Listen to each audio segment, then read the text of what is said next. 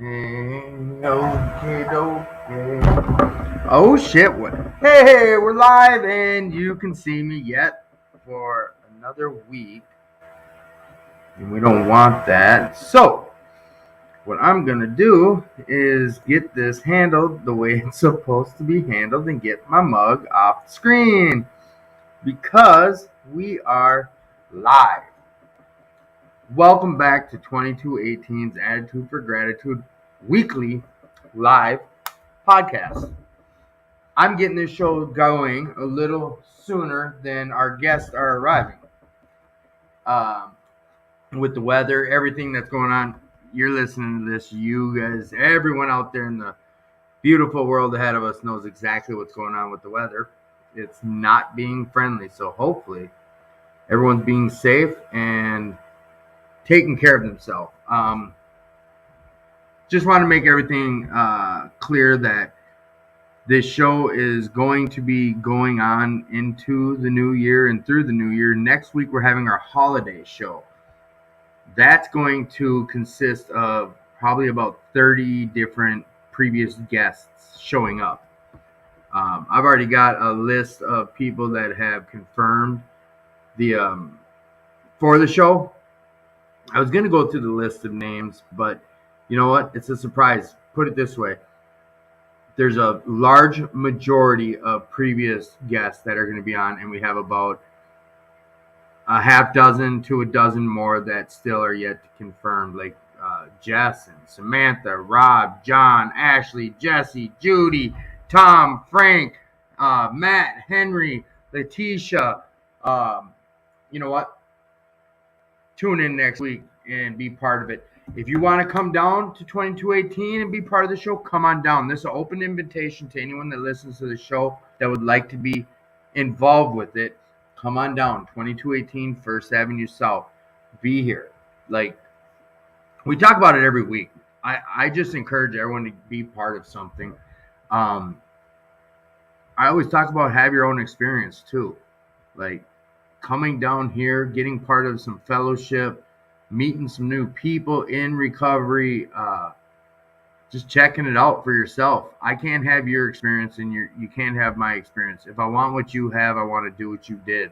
So that kind of goes hand in hand with everything else that happens in this life that I'm living. And realistically, I can only speak from my side of the street with this stuff. This is solely my own experiences that I talk about when I start going on and on about these rants and raves. But I can share with you guys about other people's stories that have come on here and shared with me. But I do like to stick to my own experiences. So, blah, blah. With all that said, what I'd like to do is go over a few things that are happening around the Twin Cities in lieu of the holidays coming up. I can tell you this much, like, all the clubs around town. Are we muted right now? I'm not hearing this, so I'm assuming you guys can hear me. I'm hoping you guys can hear me. Let's unmute a few more things. But for some reason, hey, I'm not hearing this through my headphones. So if people aren't hearing me, I apologize. I thought I had this under control, but I don't believe I do now. So let's get back to where we had this. Yes, we hear you. Sorry, Kelly. All right, that shit's got to get frustrating hearing me blab on. I have a headphone in, and for some reason, I'm just not able to hear it with my headphone. But that's here nor there. So we've got Christmas Eve party coming up December 24th at 12 p.m. 1812 Park Avenue South. That's at the Life Center. There's live music. There's a free Christmas dinner. There's gifts for over 300 families. Parents must be present. Children don't have to attend, but parents must bring a medical card, birth certificate, or a social security card for each of their child, whether they're there or not. That way we know they know that they're not just willy-nilly giving out all sorts of stuff. They spent a lot of time getting these donations and getting all these toys for the needy and homeless and just families in need. And the Life Center does a lot of good stuff when it comes to that. So I'll bring that up a little bit later. That was one of the first ones that I grabbed, so I'm talking about that. We've got the 2218 Christmas Day dinner coming up. That is Sunday, December 25th. The serving starts at 2 p.m. and it goes till 4:30 p.m. We've got turkey, ham, mashed potatoes, greens, and other sides. Donations are accepted, but there's not a fee to get in. We strongly suggest that if there's any worries that the options you have to yourself could be dangerous or what have you when it comes to family events, or you're just not wanting to be around that, come on down. This is a safe place to come celebrate some holidays. It always has been. And I can tell you this just from being a member at the New Hope Alano, at 2218, over at Blaine Alano, Fridley Alano. These places all have their regularly scheduled meetings going on. They all have holiday events, meaning like dinners or children's Christmases. They're basically all safe places to come down on holidays, and it's something I strongly recommend. We make our rounds now, being in recovery as long as we have and being part of these clubs. We do our best to just at least go make our rounds, bring some donations, bring some food, whatever I'm able to do. Myself and Jess or whoever, we try to make our rounds to show some support for these clubs that have been monumental in saving our lives. I mean, that's what it comes down to. So we share about it. Again, 2218 has their Christmas Day dinner, Sunday, December 25th, serving at 2 p.m. to 4:30 p.m. Again, it's turkey, ham, mashed potatoes, greens, and other sides. Donations are accepted. The Alano Society of Minneapolis is at 2218 First Avenue South. Hey, Rick? Right. Then we've got the Whoopie Party coming up. This is our New Year's bash down here at 2218. We've got a DJ Jimmy B, and it's $10 suggested donation. It starts at 10 p.m. with programming going until 1 p.m. on the 1st. Meetings will be happening all night. There will be a dance through the new year. There's a game room set up. $5 pancake breakfast at 7 a.m. There's also the 2218's medallion night and the speakers at 8 p.m. on the 31st.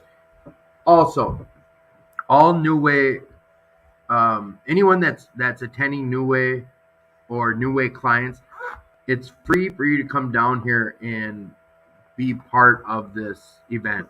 So we strongly suggest you come on down. We strongly, we're asking you guys to come down. We're asking you to tell anyone who you know that's part of the New Way program, and anyone for that matter, to come on down. You just sign up.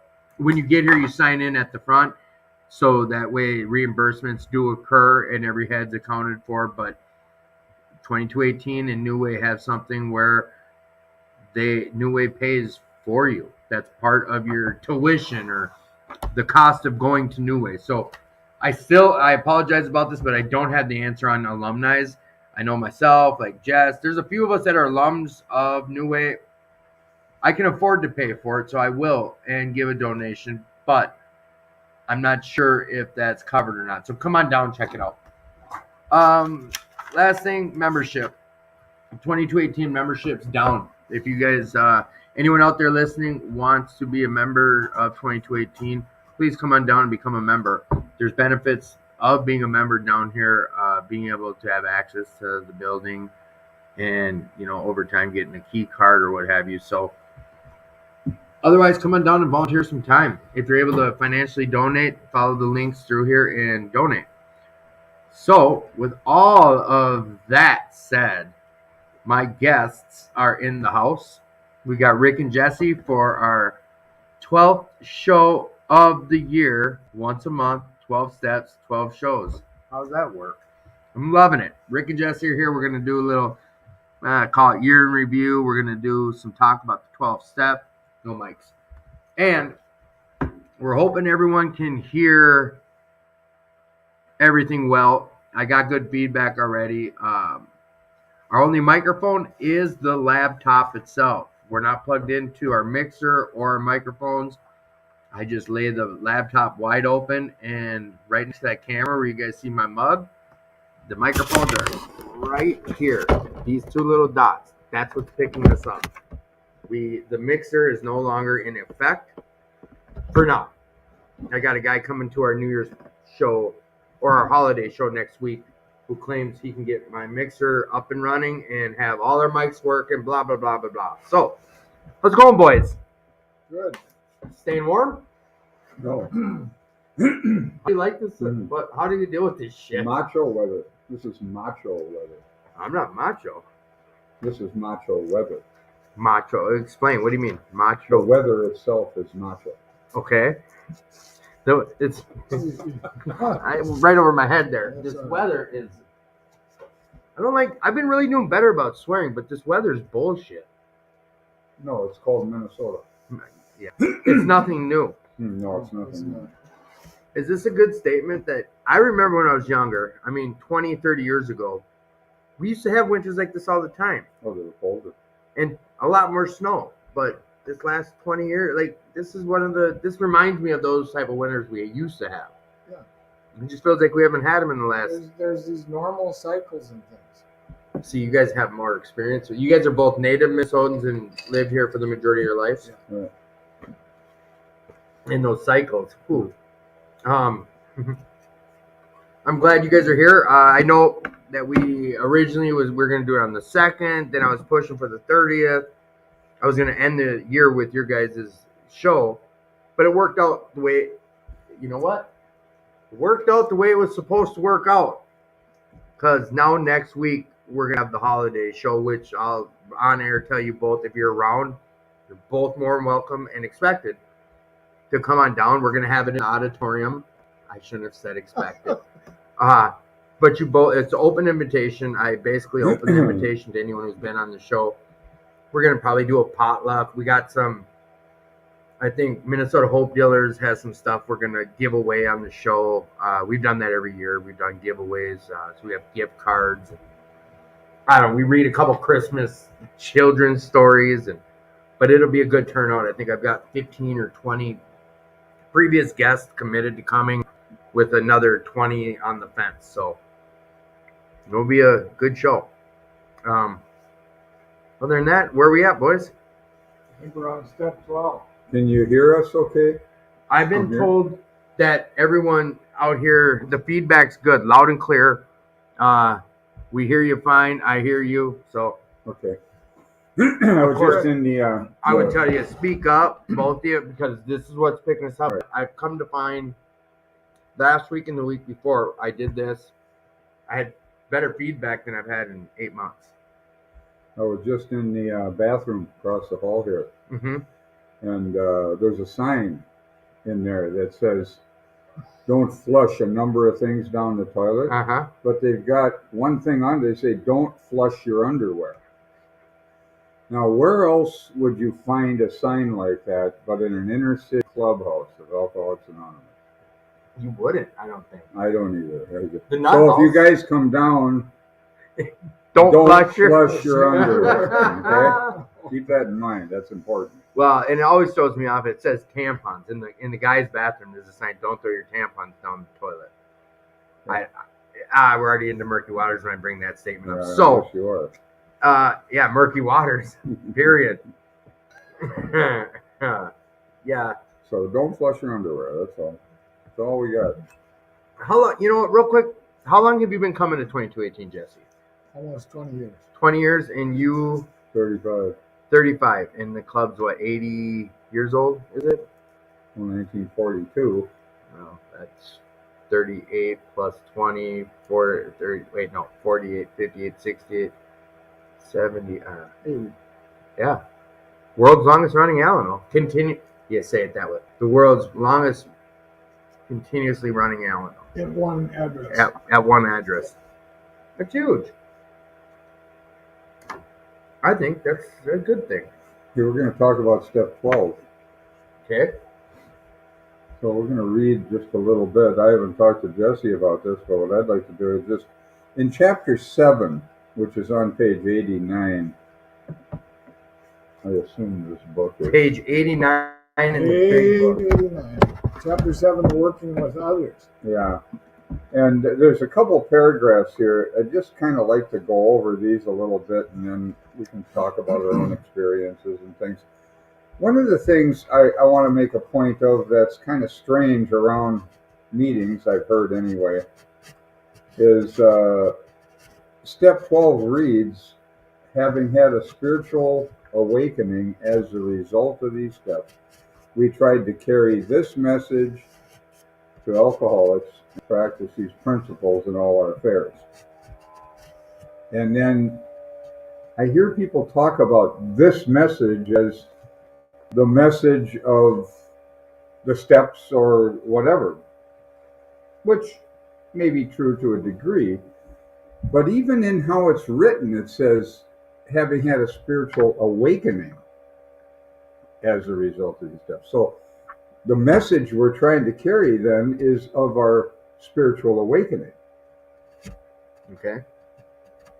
But it's not often looked at that way. It's almost like we're embarrassed to talk about our spiritual awakening, especially with new people, but they weren't in the early fellowship at all.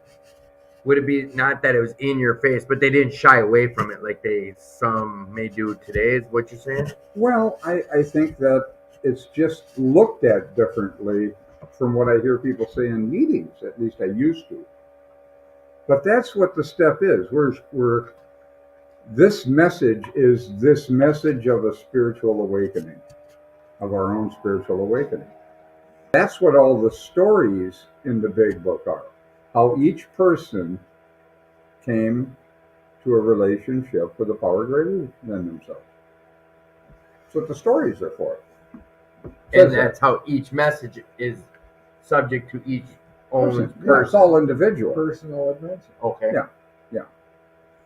So I think we should probably talk a little bit about that sort of thing. But the first couple paragraphs of working with others is, well, let's read it. Let's read it. Chapter 7, working with others. Practical experience shows that nothing will so much ensure immunity from drinking as intensive work with other alcoholics. It works when other activities fail. This is our 12th suggestion. Carry this message to other alcoholics. You can help when no one else can. You can secure their confidence when others fail. Remember, they are very ill. Okay. So That did my plate. this is all written, again, the whole Alcoholics Anonymous book is written from their collective experiences, not their collective theories. If you look at the history of this, you'll see that Bill Wilson wanted to drink when he met Dr. Bob, before he met Dr. Bob. And he knew that he needed to talk to another alcoholic for his own sobriety. Okay? And when he met with Bob, he didn't tell Bob anything. He shared his experience of what worked For him. for him. Yep. That's right. He didn't tell, he was sharing. Now, there's a big difference because often around our fellowship, you'll find people telling instead of sharing.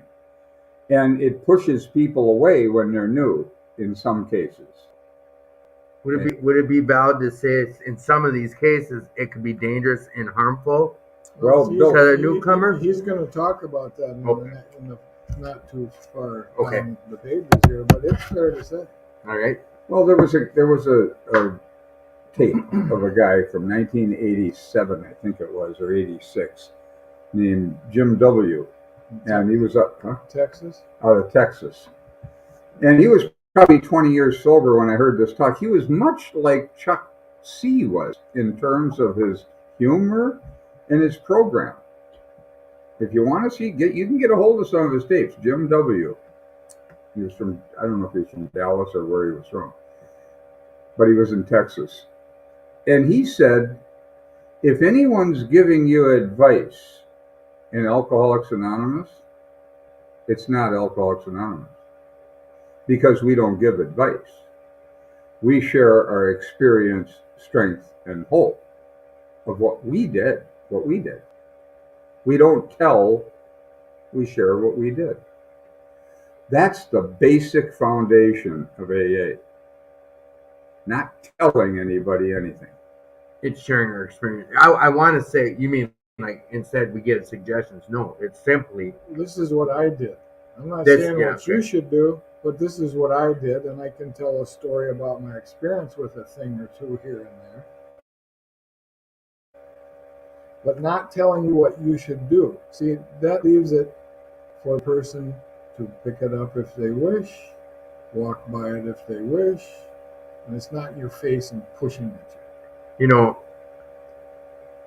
with you explaining it this way, Rick, to me, and you elaborating, Jesse, on this, I'm not, I don't say guilty, but I've done this.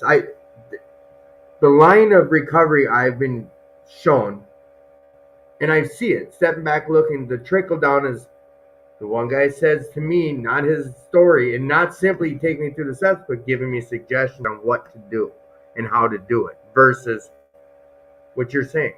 No, is there still, if a sponsor's job is just to help go through steps with the sponsee, right?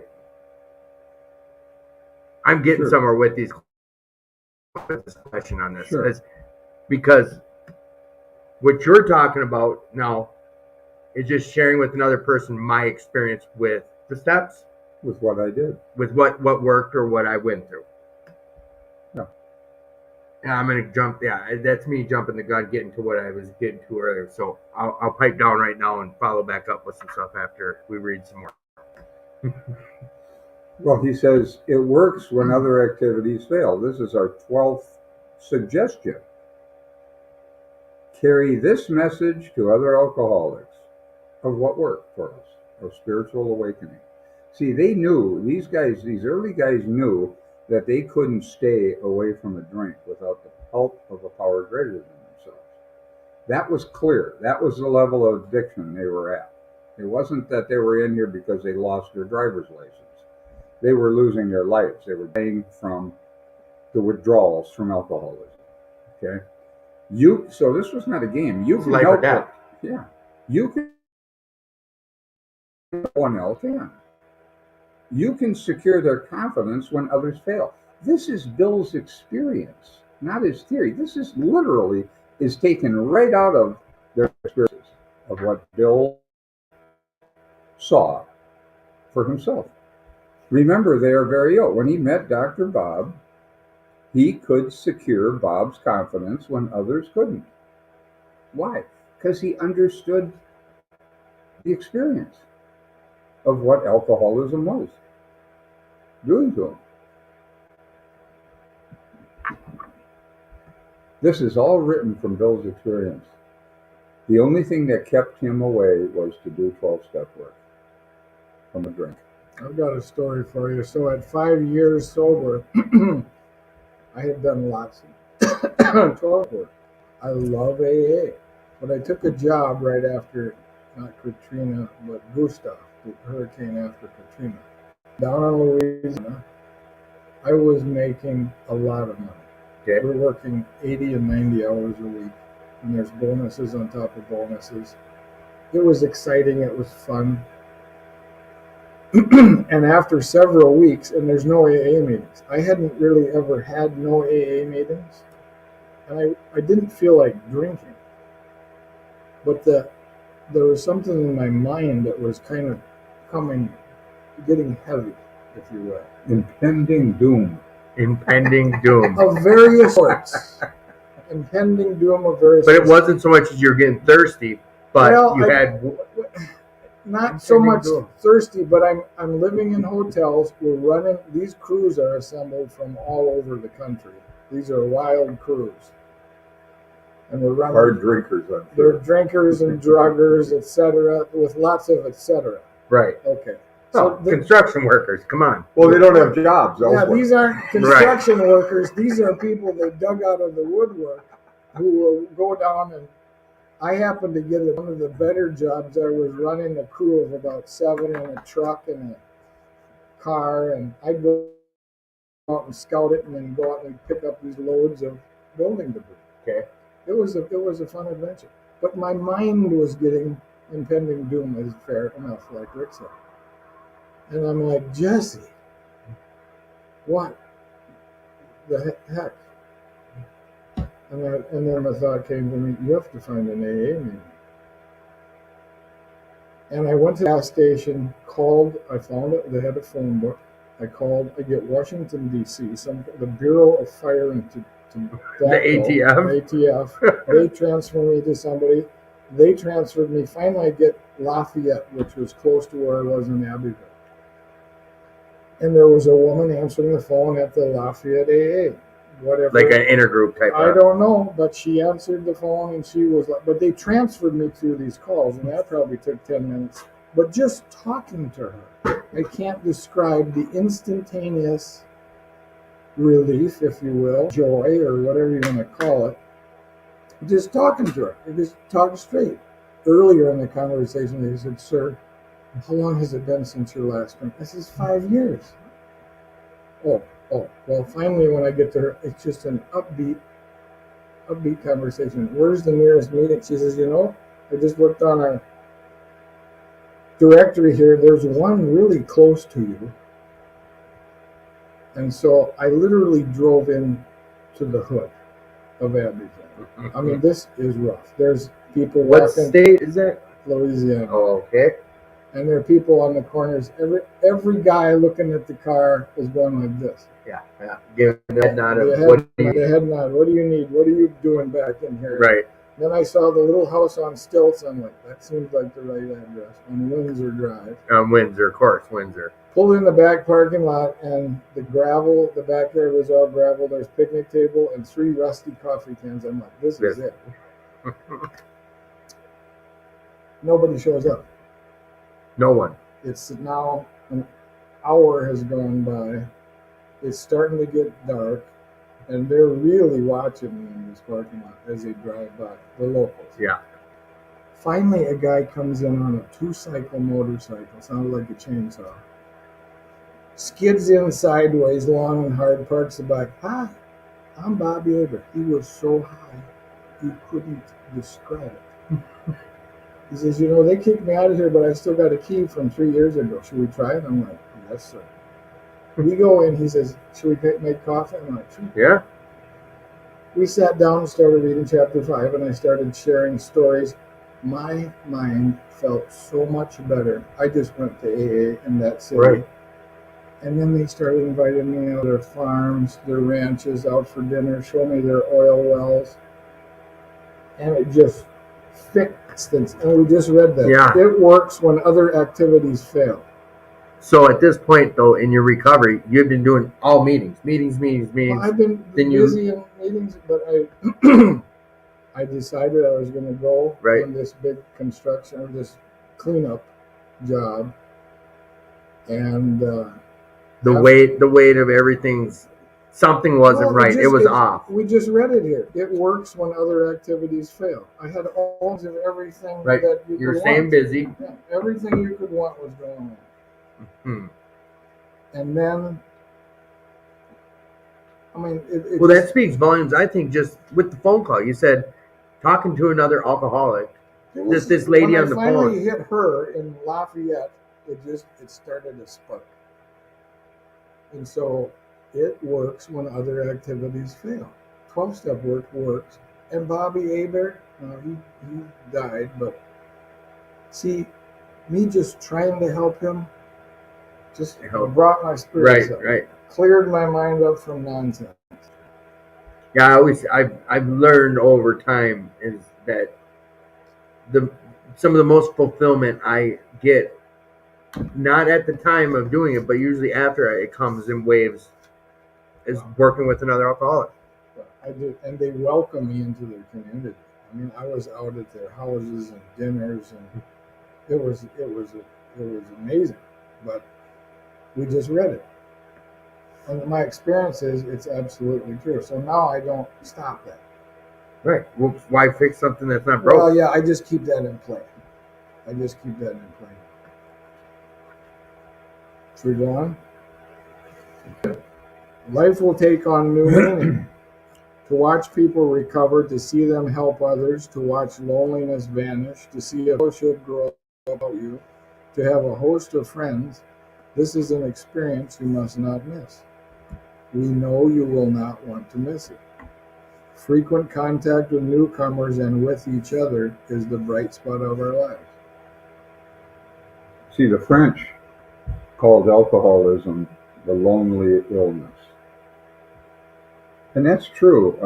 With me, when I was drinking real heavy, I was having a lot of problems finding inferior friends. You know what I mean? No, what inferior?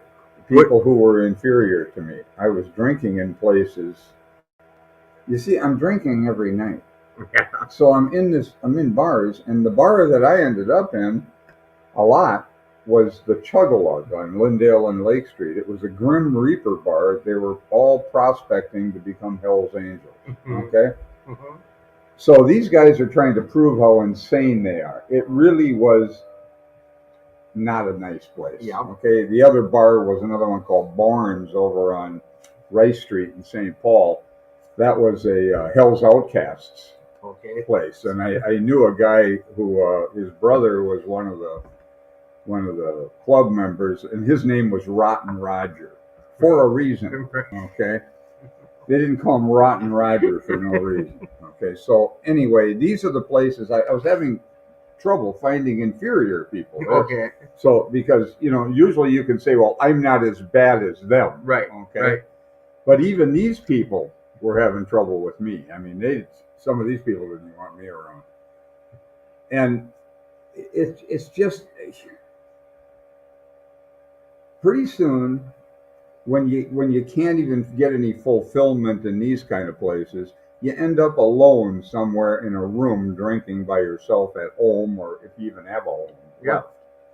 Okay, and there's nobody else around because nobody wants to be around. I remember spending a Christmas in a bar. I can't remember the name of it. It was up on like Pleasant or Pillsbury in Lake Street. It was a 3-2 joint on Christmas Eve, and my family, nobody wanted me around. And I was sitting in that bar. There were very few people in there, feeling sorry for myself on Christmas Eve, when we usually got together with family. Yeah. This is before I had kids and that sort of thing. So this is the kind of trouble I was in, even long before I got into a relationship with Pam and had kids. So it's a lonely existence. So when Bill writes this, again, it's from his experience. To watch people recover. Wow, it's interesting to see them help others. We got a young guy in our meeting right now who's alive. He's really come alive. He's only a few months sober, but he's interested in AA. And interesting to watch him, to watch loneliness vanish, to see a fellowship grow up about you, to have a host of friends. You think Bill had that when he was drinking at his kitchen table? He didn't have anything like this when Evie came to see him. He was lucky to even have a place to live at that point. That's usually how it is for the majority. From my memory, when you talk to a newcomer, that's usually near that bitter end before they come to these doors. We had a guy come into our meeting last night. That one guy who just got out of treatment. Just his first AA meeting out of treatment. Yeah, first AA meeting, period. And he. I don't know what the hell he thought about what we were doing, but we got him a big book, and he left if he comes back. But he was talking about the guilt and the remorse and all the crap he had around the holidays. Okay, and I don't know what that means. I've got some suspicion of what it means, but for him, I don't know what that was. But you think he'd like to see loneliness vanish, to see a fellowship grow up about him? Yeah. To have a host of friends. These guys were trailblazers on this. There was no AA. There was no recovery. There were just a handful of them, early on trying to make their way with this thing, and they watch this. And I remember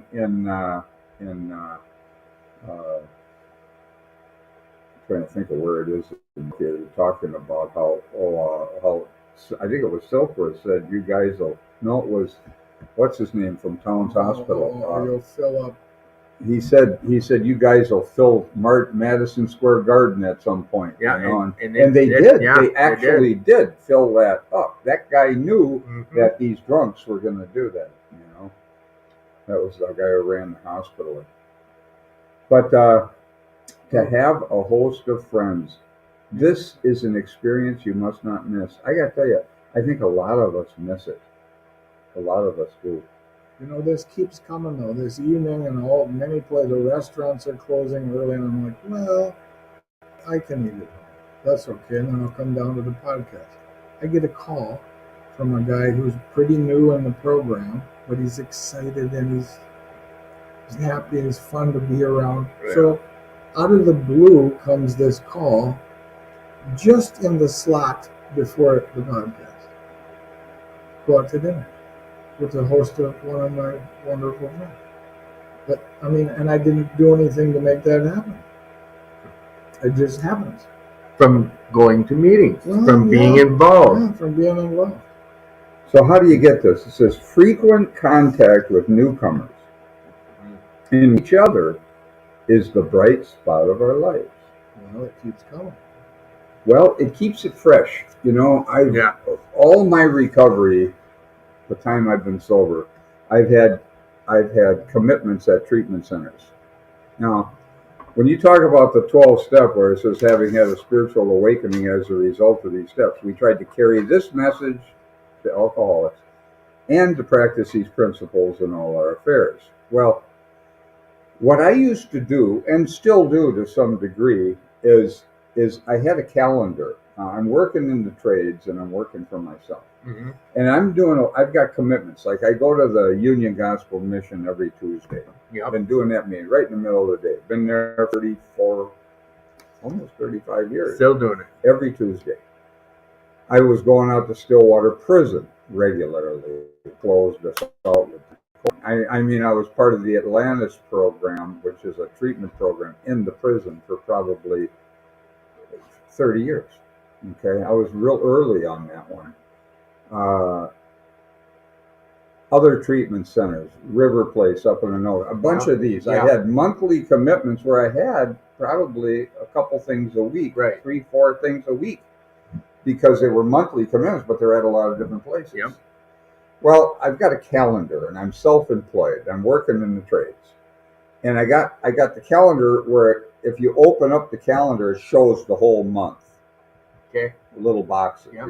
each day, and what I would do is I would put in red ink whatever days I had. Like every Tuesday, I had the mission at 12:30, Okay. and I had that in there. And then I had Stillwater Prison listed because I was going out there quarterly for 2 weeks in a row. I was Right. doing some inventory stuff out there quarterly, and I had other treatment centers listed, but most of that stuff was at night, so it But wasn't you kept that all in red, all your recovery stuff. all across the month. At the beginning of the year, I would go through every month and I'd draw that in. Okay, and I'd look at that calendar so I wouldn't forget about it. I'm working for a guy, or he wants me to work for him. Mhm. He wants me to put in a bathroom or something for him.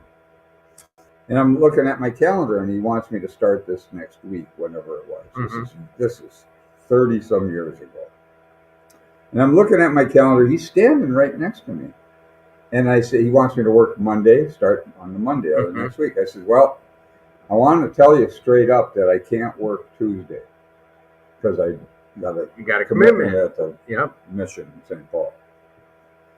I said, oh, Thursday was the day I'd go out to Stillwater. That's in the middle of the day too. That's like one o'clock. You had to be out there back then. Yeah, and that's not Okay. just down the road. So it's just, so I can't work Tuesday or Thursday. And I'm telling him this straight up. Now he wants this thing put in, see? Yeah. And he looks at me like, well, when do you work? And I looked at him because I could see he was looking at me that way. And I said, you know, I understand this is a problem, okay, for you, okay? I said, I have these commitments. It's just the way it is. if you have to get somebody else, it's okay. It's no hard feelings. Right. I understand that this is an issue. Okay. And you know what? Never has anybody ever not hired me because of that. Now, I'll tell you what guys do in the trades. They don't tell the person this stuff's going on. They get a down payment from them, and then they don't show up on Tuesday, don't show up on Thursday, and they don't tell them they're not going to be there. They just don't show up. And they irritate everybody, and then they can't get paid, and they wonder why. See, if you're upfront with it, people are really accommodating. I have never had a problem. I've never had anybody say no to me because of that. But boy, I'll tell you, you will get in trouble. I've worked with other guys in the trades, and they don't do this. No. They overbook. I don't overbook. If I get a day off or I leave time between jobs because I don't know how big they're going to get, so I'll leave a couple days sometimes, or sometimes more than that. I don't overbook. And something generally fills in Right. if you get done sooner or if you those couple days, if it doesn't as long as it could. But I have avoided a tremendous amount of trouble in my personal and business life because just that simple thing. Now, I told this to a friend of mine who was in business years ago, and he got sick. He ended up with MS, and he had a financial business, and his name is Jim. And he was in trouble. His marriage was in trouble. The stress of his life, and I went out to see him. He had a lot of money. He had made a lot of money in his life. Okay. Doing this, what he was doing was saving corporations money on taxes. He learned the tax codes, So he was and he doing would take okay. a percentage of what he saved. Just them. saved money. Yeah. Yep. Whatever that was, and he was making ball player money Mhm. back in the 70s and 80s and stuff. So he had a pretty good one. Well, he takes go out when I first started hanging out with him from AA. I met him here, and I go out to his office, and he's got a bunch of people working there, and he's selling these pension plans and things like that. And I looked at him, and man, you're selling tension plans is what you got going on here. This is tension, you know. He had to unbundle that because the doctors told him you're going to be in a wheelchair if you don't drop the stress level. So he did. He sold the business, and he was doing that. So now he's got one woman working for him. He heard me talk like this. I said, I never have trouble getting work. People call me. It just keeps going. But I put the commitments first. Nothing gets in the way of the commitment. The commitment comes first. And you're upfront The about work, it. With the work yep. comes after that. Okay. He said, "Oh, you're so full of crap." He just figured I was full of crap. Well, That's the I was just interrupt with this question you're about to already answer. So yeah. He's saying you're full of shit. You're BS. There's no this way. is ridiculous. How do you what make you're a telling me. living? And You can't. So he gets sick. He's got to unbundle his business. He's got one woman working for him, and he went in. He started a different business with insurance and stuff. And he's got one gal working in the office, and he said he started to do that. He just thought he'd try it. He told me, and I'm telling you, this is what he said to me. He said, I made more money that next year than I've ever made with all the people. He had 20-some employees. Just that one lady and being on upfront. And just Having the putting the commitments first, not putting the work first. The commitments came first. The AA came first. Now here's me digging into this is, how did you come up with that? How did you figure, because a guy like me, I'm going to tell you what I know, a lot of people who don't get this, they're hearing the same thing he said, yeah, bullshit. How are you going to put a commitment before making a living? That's the question. That's what my head wants to say. Right. How does a guy come up with that? How was How it did just I from come up with failure? Yeah. Did some old By time trying AA? to practice these principles in all my affairs. Quit BSing people about what's going to go on in the relationship that you're about to enter into. I heard him telling this years and years and years ago, and I'm like, oh my God, same stuff you're asking. But what about, but what? And so I remember the first time I tried that. And I said to a gal, the first day I'm in her house, I said, you know, I quit work real early on Wednesdays because I have a commitment Wednesday evening to workshop. Mm-hmm. And I just had a commitment. And she said, what kind of commitment? I said, an AA commitment. And then she wanted to know more, and I told her about the workshop. She says, that's great. Don't worry about it. That was my first test drive. Now, it better. Wednesdays come along. I'm all busy cutting and fitting and trying to get something to fit in the building, and she comes up and goes, Jesse, it's Wednesday. I think it's time to. I'm like, thank you so much. That's happened not just with her, but with other people. Because I tell them that. The first day I'm there, I heard him saying this years and years ago. I've never had to look for work. I Yeah, don't you said this to me advertise. a few months I ago. don't do anything. People call me. I don't know where my work comes That's from. nutty. It shows up.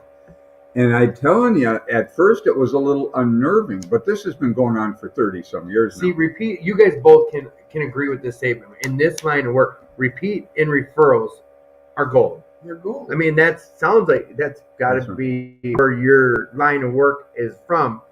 But with a work ethic like that, like, here's what it is. But I almost think the honesty is pulled over what you're honest about. Just honesty when it comes to the. I'll give you another something here. You know. Well, go ahead. Did you want to say something? You were trying to. Go ahead. I want to think about how I want to formulate this. Oh, I mean, you know what? I'll keep babbling and it'll come right through. Okay, here, go ahead. This is what was starting to come in was, so this was Friday, and I just finished, and it went better than expected. A whole list of things. A young gal bought a house. Her mom came and was helping her, and there's several things not working, and they got fixed.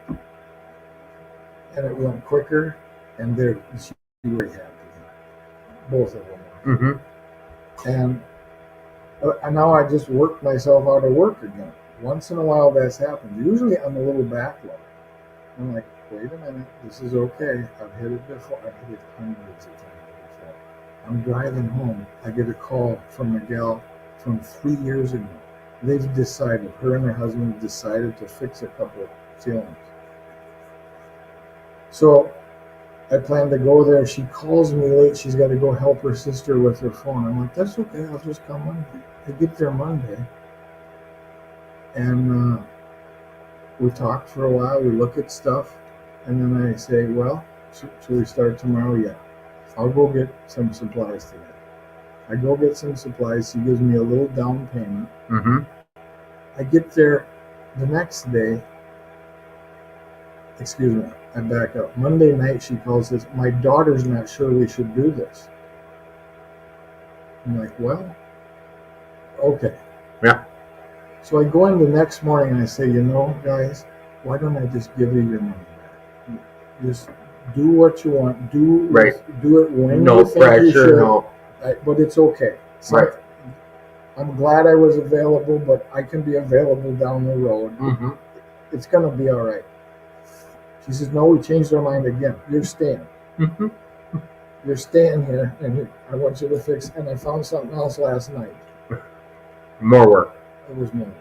Now, I'll tell you something else about this. Now, I've sent, that was a job that I sent Jesse to, right? The woman and the daughter. Okay. Right. Now, I got a lot of people that I work with in the trades. Okay, I got a tile guy, I've got electricians, I've got him to do other stuff, and then, and then I'm doing plumbing. Okay? I'm generally in at the beginning of a job, all right? Now, most guys want to make money on each sub that they bring in, Right. okay? Yeah, like a project manager. Yeah. Yeah. And they're going to mark up the guy's labor, and that's it. I don't do any of that. I don't do any of that. I give them his name and send them. And if there's any problem associated with him, I would tell them what it is. You know, Yeah. the Whatever. guys that I trust. Mm-hmm. Okay. Once in a while, I had an electrician that was kind of funny, And he came with a disclaimer, okay? But I told him straight up about it, but he was a good electrician, but he had trouble showing up. Well, that guy's gone, he died. But my point is that most guys will not do that because they want to make money on everybody else, okay? Right or wrong, I'm not judging that.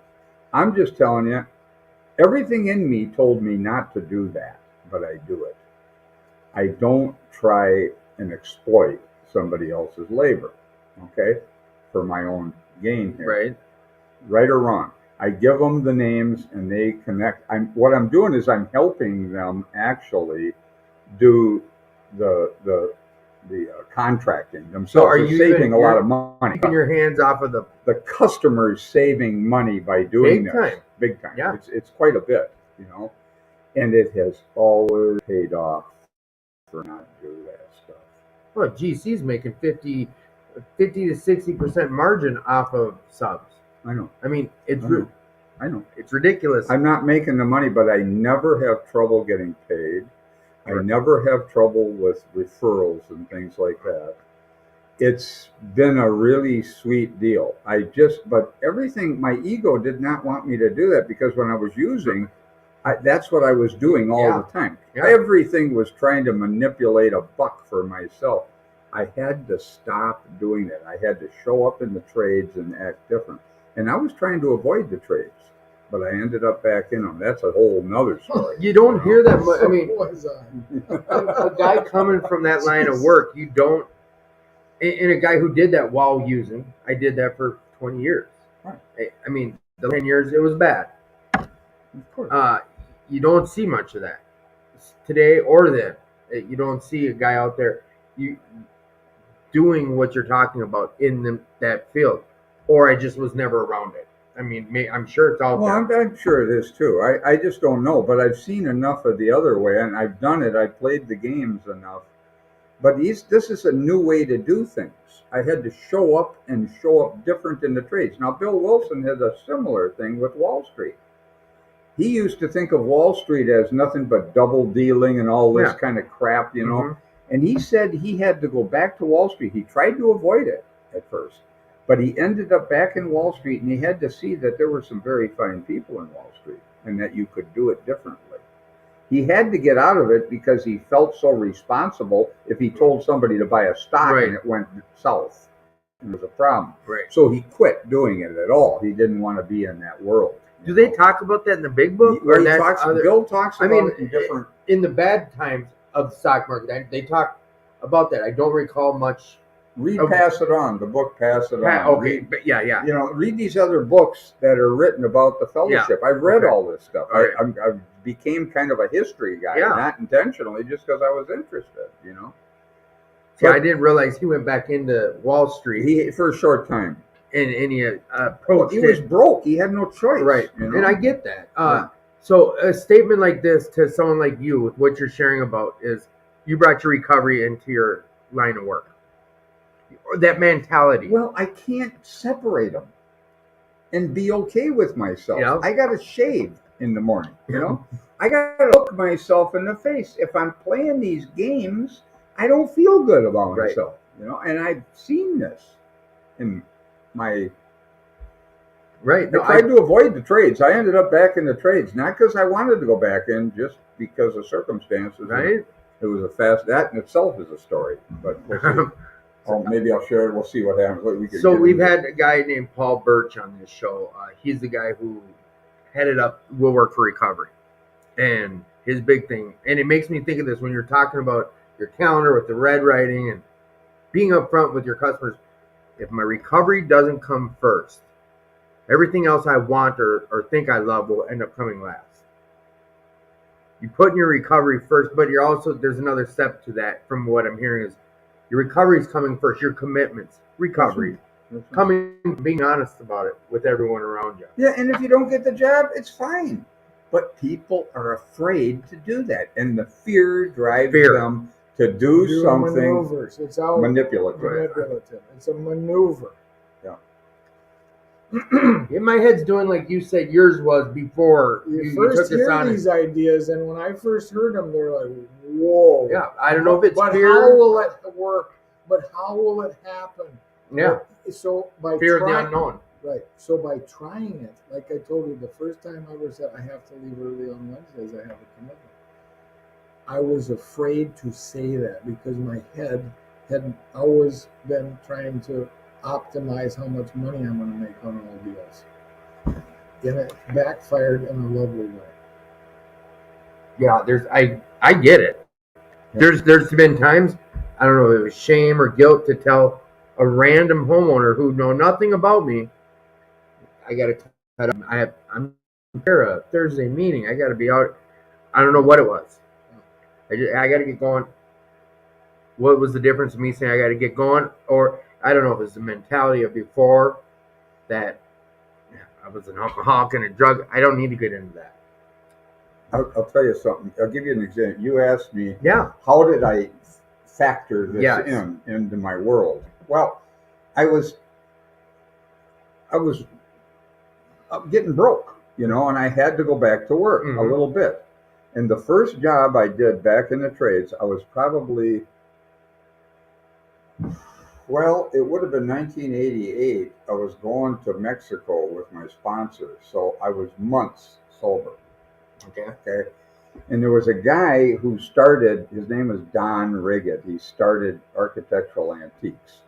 And from when I was using, we were going to warehouse together. And they said, luckily for him, he didn't get involved with me. At that time. Because he was very successful and I was not. I would have taken him down, But he didn't get together with me, luckily for him. And I got connected to him after I got sober. And his wife and he were going to put a bathroom in this little house. They had this little house. And he went on to make a lot of money, and that's another story. But it's on the second floor, and it's not an easy one, and the floor joists are too short and all kinds. I had to do some stuff to make it happen, okay? And he hired me, and I'm working by the hour. Now, I can tell you, whenever I would work years ago, I would always pad the bill. If it was, now let's say I'm working 4 hours this day, I'd put 4.5. Or if it was 4 3/4, I'd put 5. Right. I was always stealing 15 minutes to a half hour padding the bill. Okay. And I'd do it with materials and stuff too. Okay. Anywhere to make that extra buck. I wasn't bidding. I was working by the hour, with him. So it was time and materials.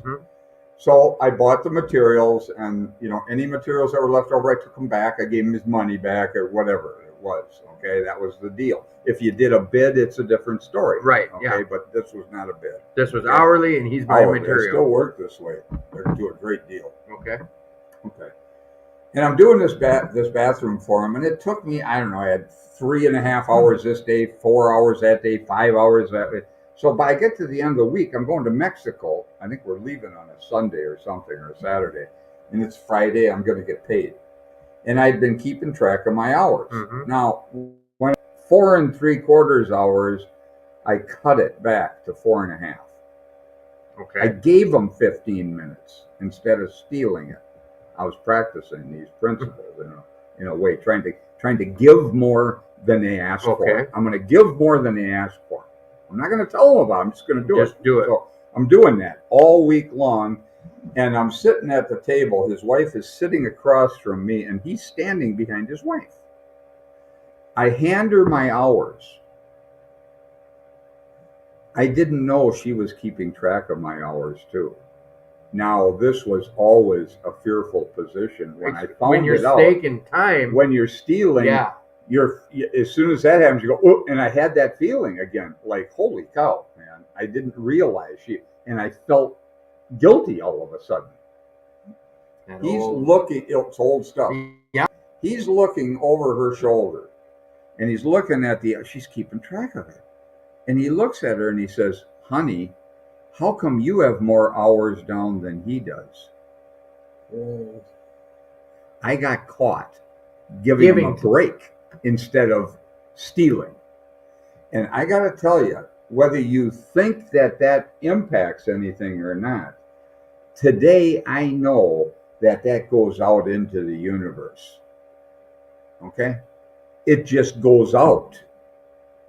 It doesn't just at the It spreads association out. there. Yeah. This is something that happens in the mind, and I believe that today. Yeah.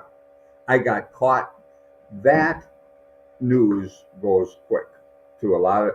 You get work out of a job like that when you get, and I wasn't playing it. I wasn't trying to impress anyone. I got caught doing decent for once.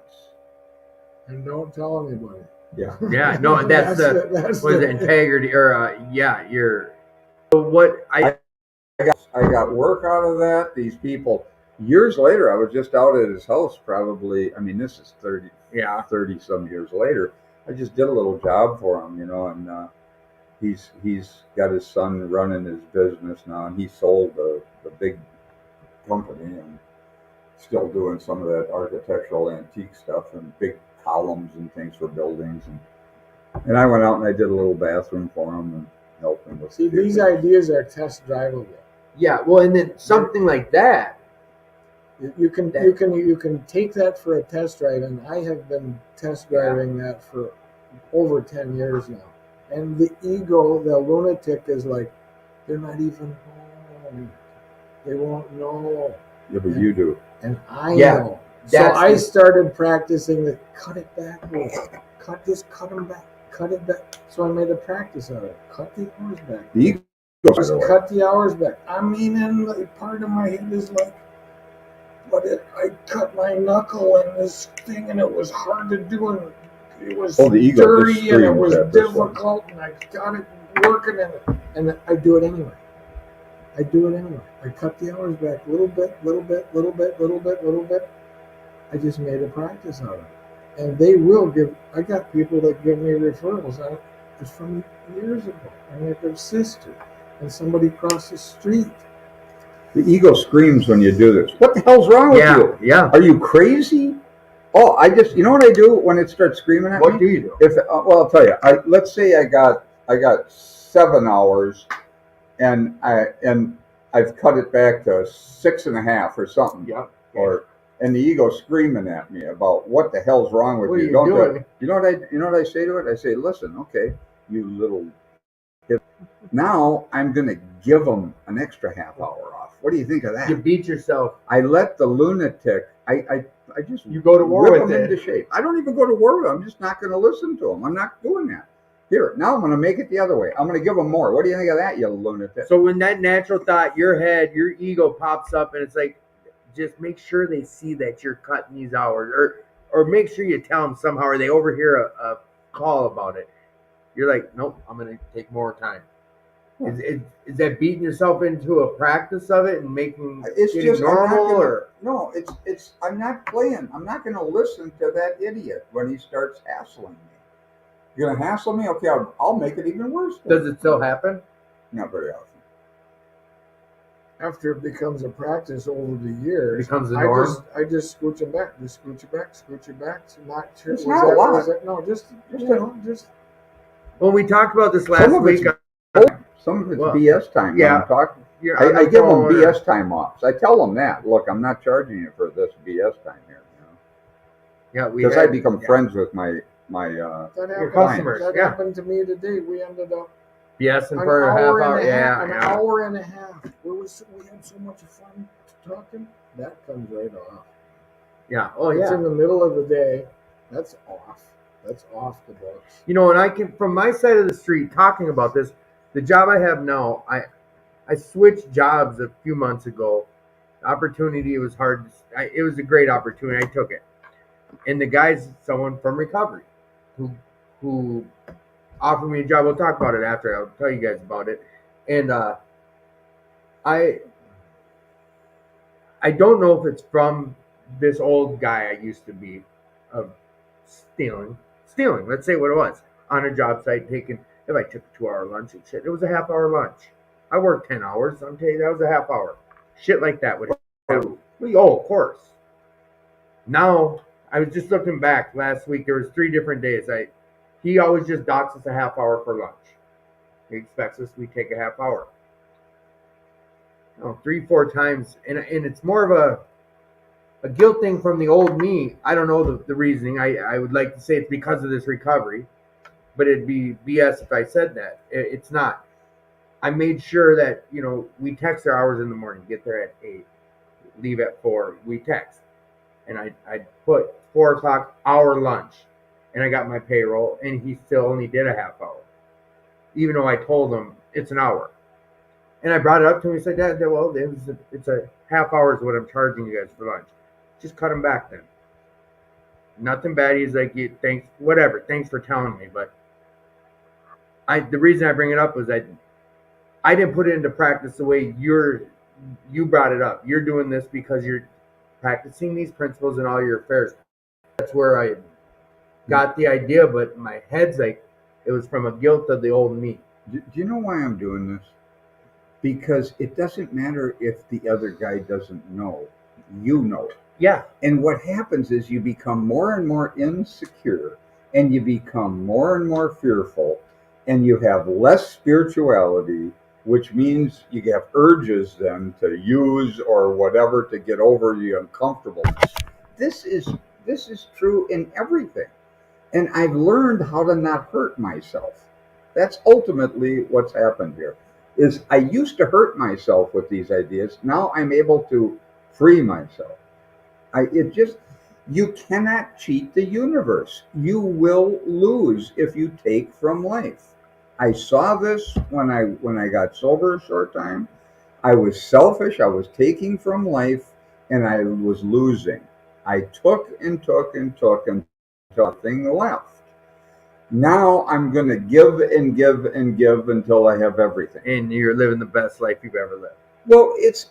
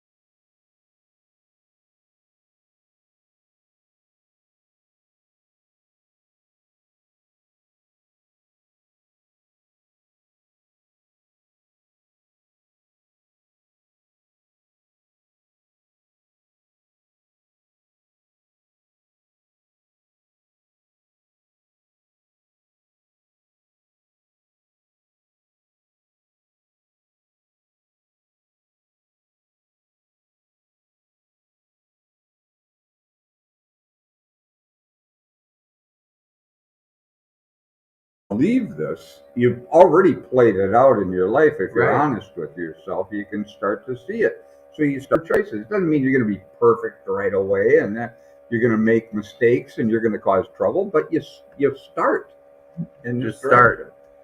and you'll So see. this is good stuff. I like this. I like this. It's good stuff. But this is the practice these principles in all our affairs thing, But we're talking about carrying this message.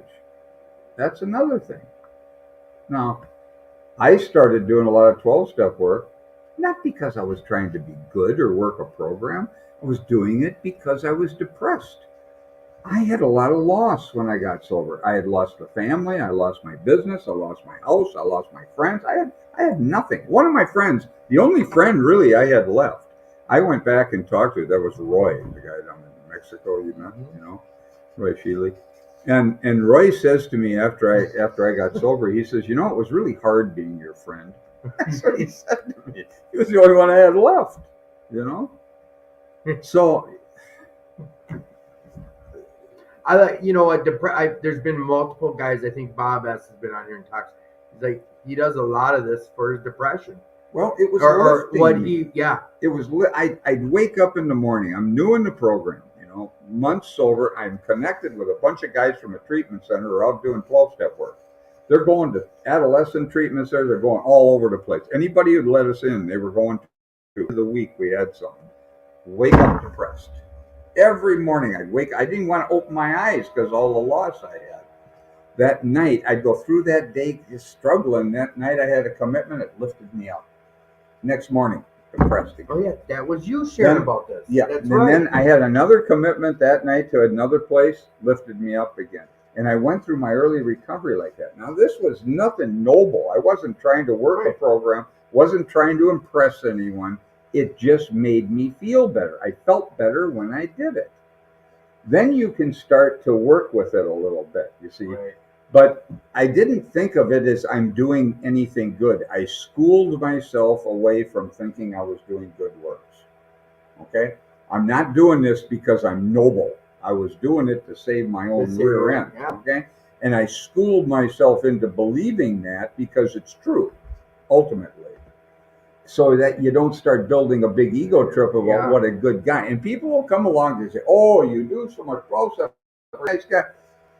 Boy, I'll tell you, let that go in one ear and right out the other. Because if you stop it in the middle and you go, "Ooh," between your ears with that one, you'll start buying a ticket to your own crap, you know, and you'll start to become an arrogant SOB. Yeah. I was able to avoid a great deal of that because of what I'm telling you. It right turned now. out that way for you. At the beginning, you weren't telling yourself, "I gotta stop. I'm not doing this for ego." You were doing this. I didn't even think of it. I was Yeah. just doing it because it worked. Nothing noble. Just because I felt better when I Yeah. did it. So I was getting the benefit from doing the 12-stepper. Maybe other people were getting something. I'd read little passages out of the But you were big doing book. this for Rick. Well, I didn't even You think need- of it right, in those right. terms. I was just doing it, and I saw the value of it for me by doing it. I didn't sit down and say, "Well, I think I'll do this for me." It wasn't like that. See, actively trying to be helpful, not intentionally trying to save myself. Or I saw it happening to me as I Results. were getting results I couldn't deny. So this is something else. You know, you can start thinking you're a big, you know, so, or you can start speaking around town, or you can start speaking around the state, or you can be speaking out of town. I've done a bit of that. And start thinking you're really Right. something. And I've learned, here's another thing that helped me. And I learned to do this. You know, if you start thinking you're a big shot in AA, keep this in mind. What are you going to gain as you become what? Like there's some kind of a level you can Right. get to up here, and these other peons are down here? Nah, it ain't that way. There's no seniority No. in AA. My dad said that to me years ago before I even got sober. There's no seniority in AA. Well, the highest you can become is the elite of the mentally ill. Now, isn't that something to strive for? The elite of the mentally ill. Yeah, that's something, boy. Now I'm the elite of the. Boy, I really am something today, huh? Yeah, right.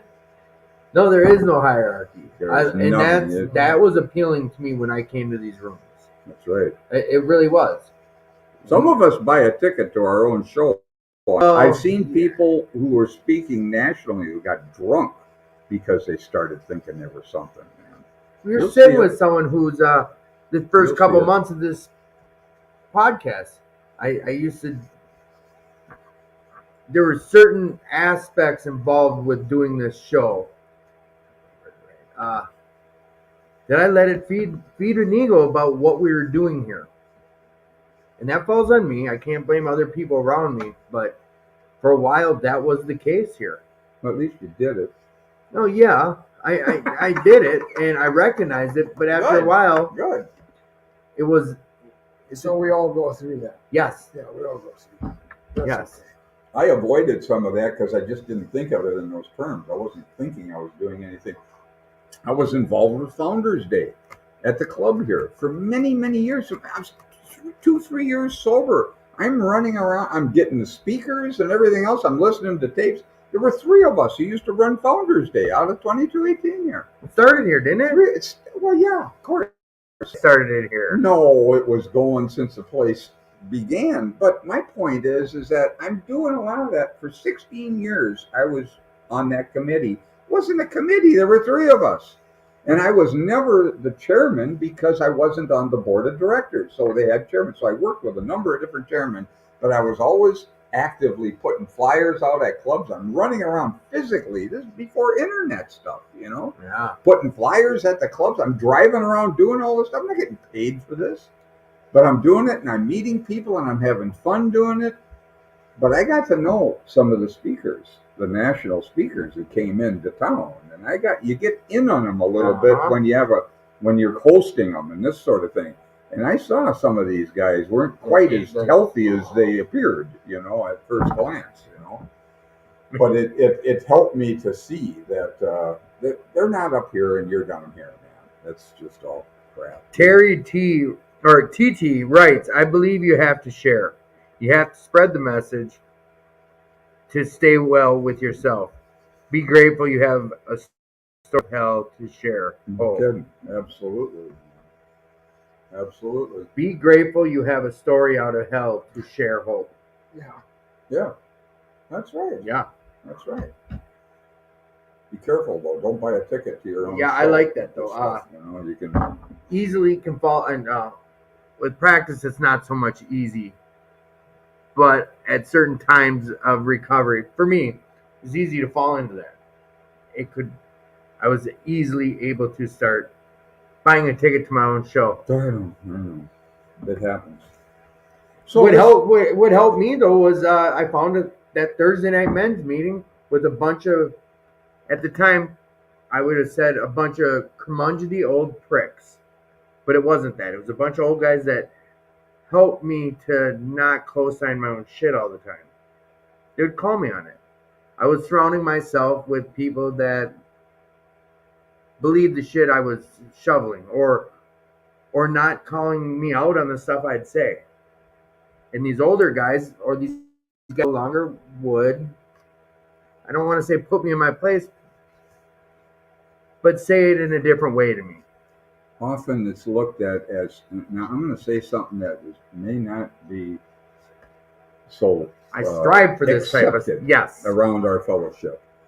But I'll tell you something. I was just recently doing a talk to there's a guy in town here who is helping people in Ukraine. They're bringing the big book and speakers into Ukraine through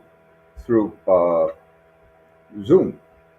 Well, I'd never done a Zoom thing like this before, and he asked me if I'd do a talk there. There's some treatment centers, see?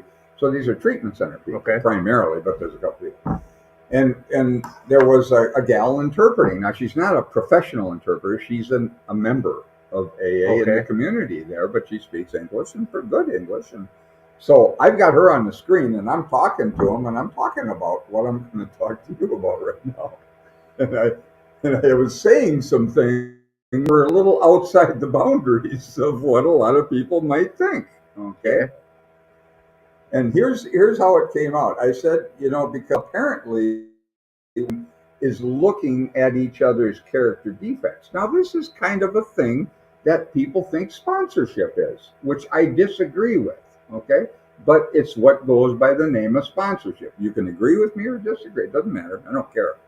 This is my experience, okay? And I'm talking to her, she's interpreting it.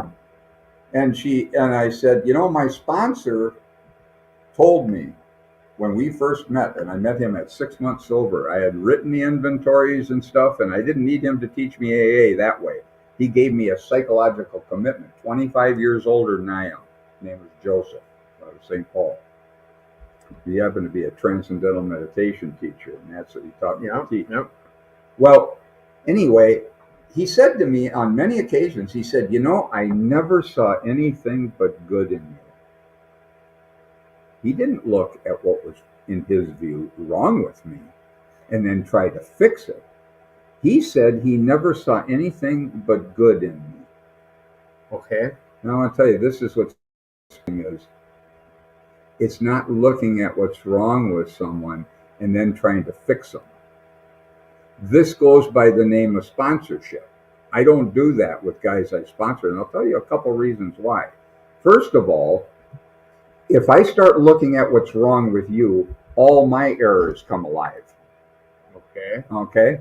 Spiritual healing is overlooking error for the truth in the person, not what's wrong with them. That would just be my ego looking at your ego. Okay? I don't do that. I don't look at what's wrong.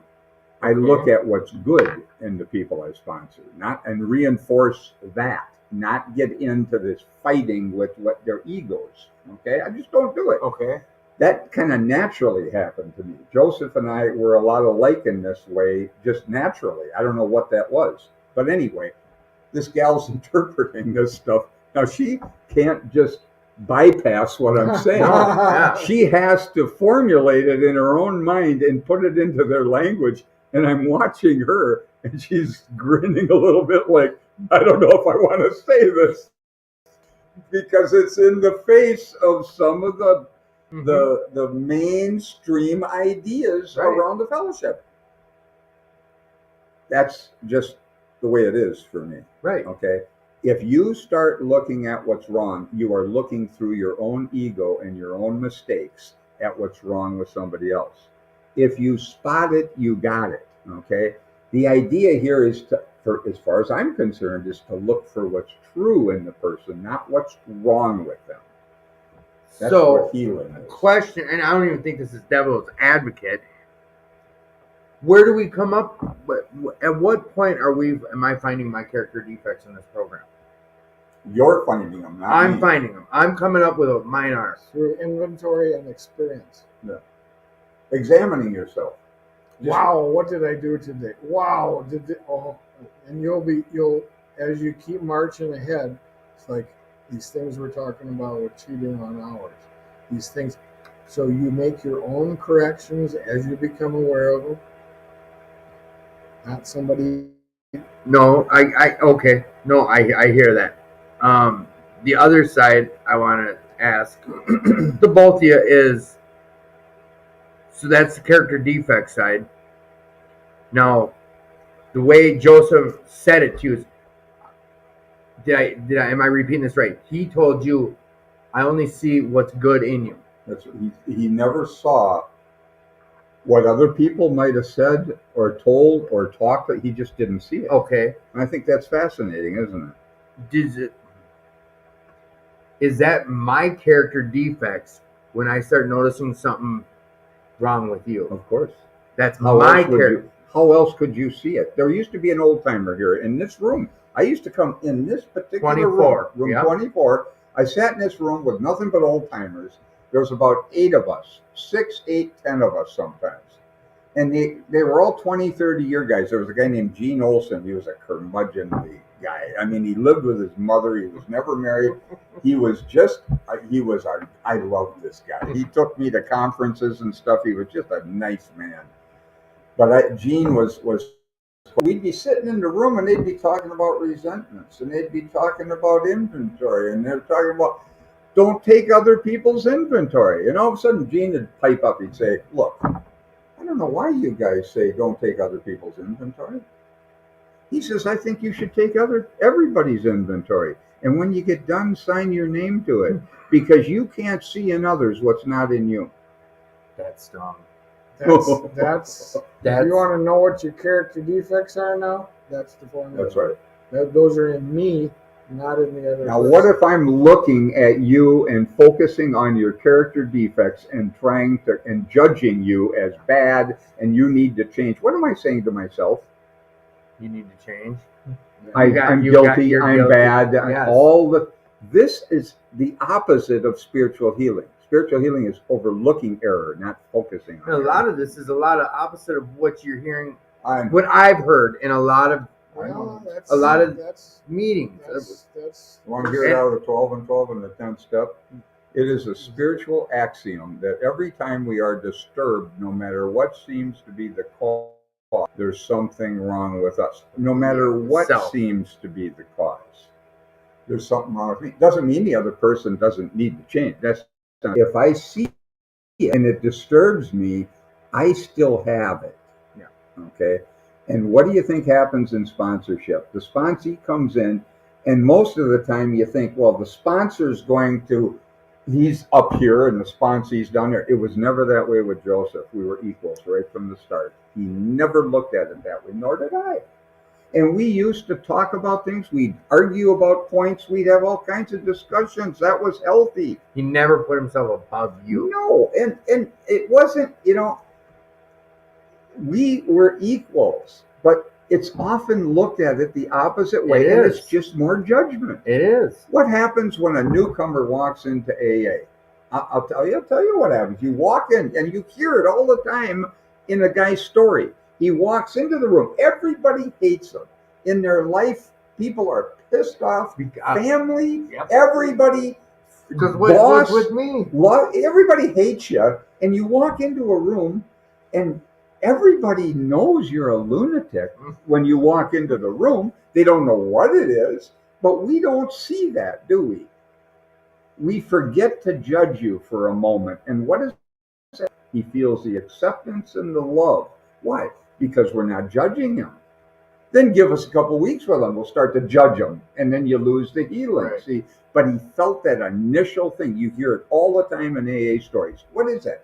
Lack of judgment. You can feel the healing in yourself when you first see that guy and you welcome him in, or this happens out in the world all the time. When you see somebody and you're so glad to see him, you heal. Until you start judging, then your feelings Then drop. you lose your own healing. Then you lose the drop there. See? You So- lose your own correction when you do that. Wow. You gotta get some shovels.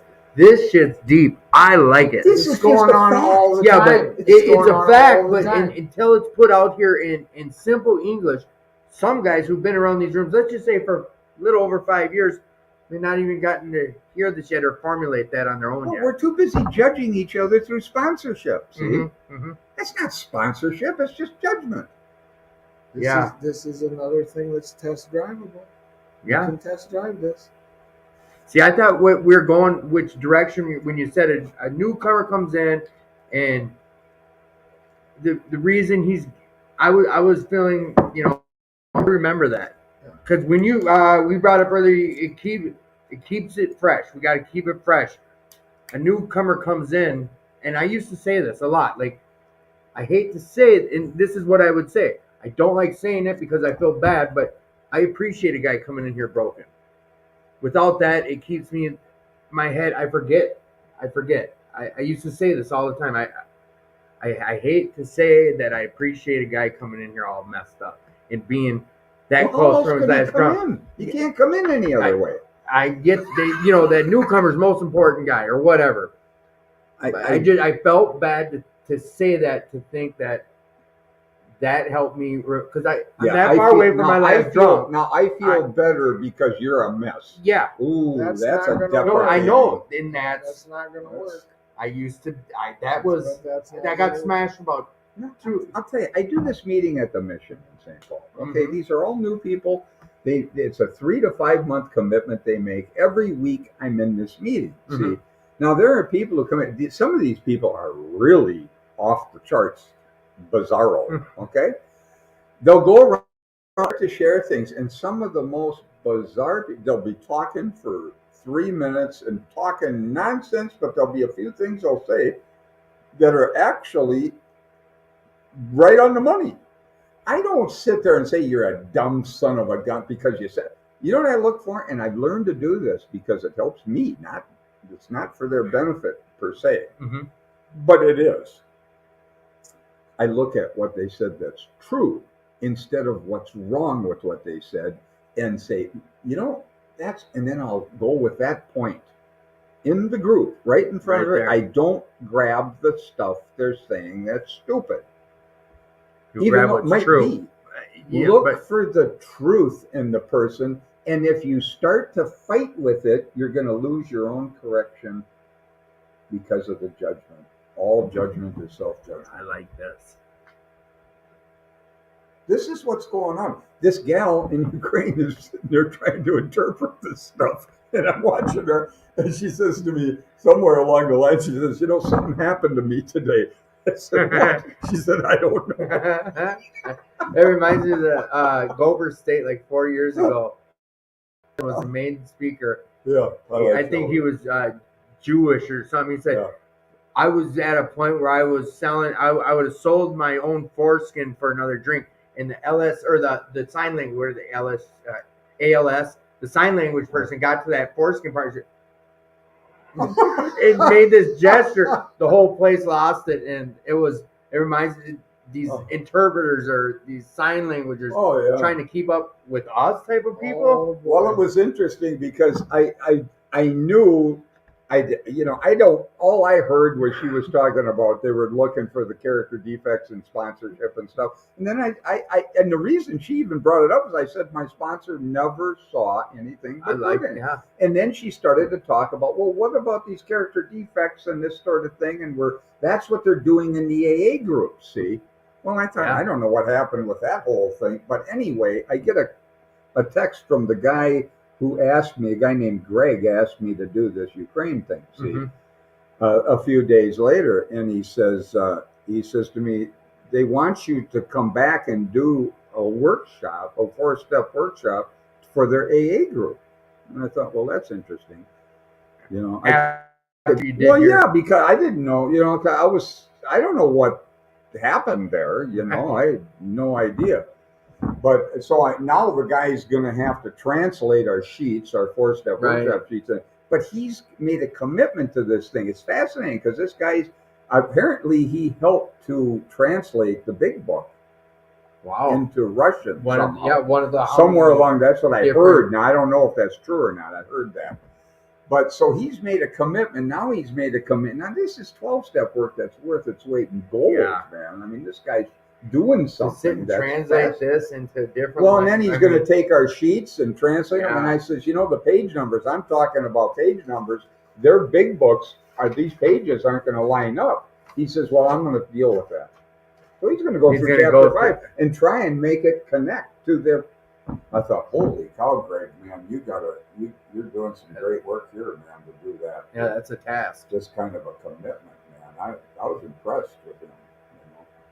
That's the type of lifeblood, the grease that keeps these wheels spinning. People like that. Yeah. This is it's tremendous. That he's willing to do stuff like that. But a good experience too, though. Well, we'll see.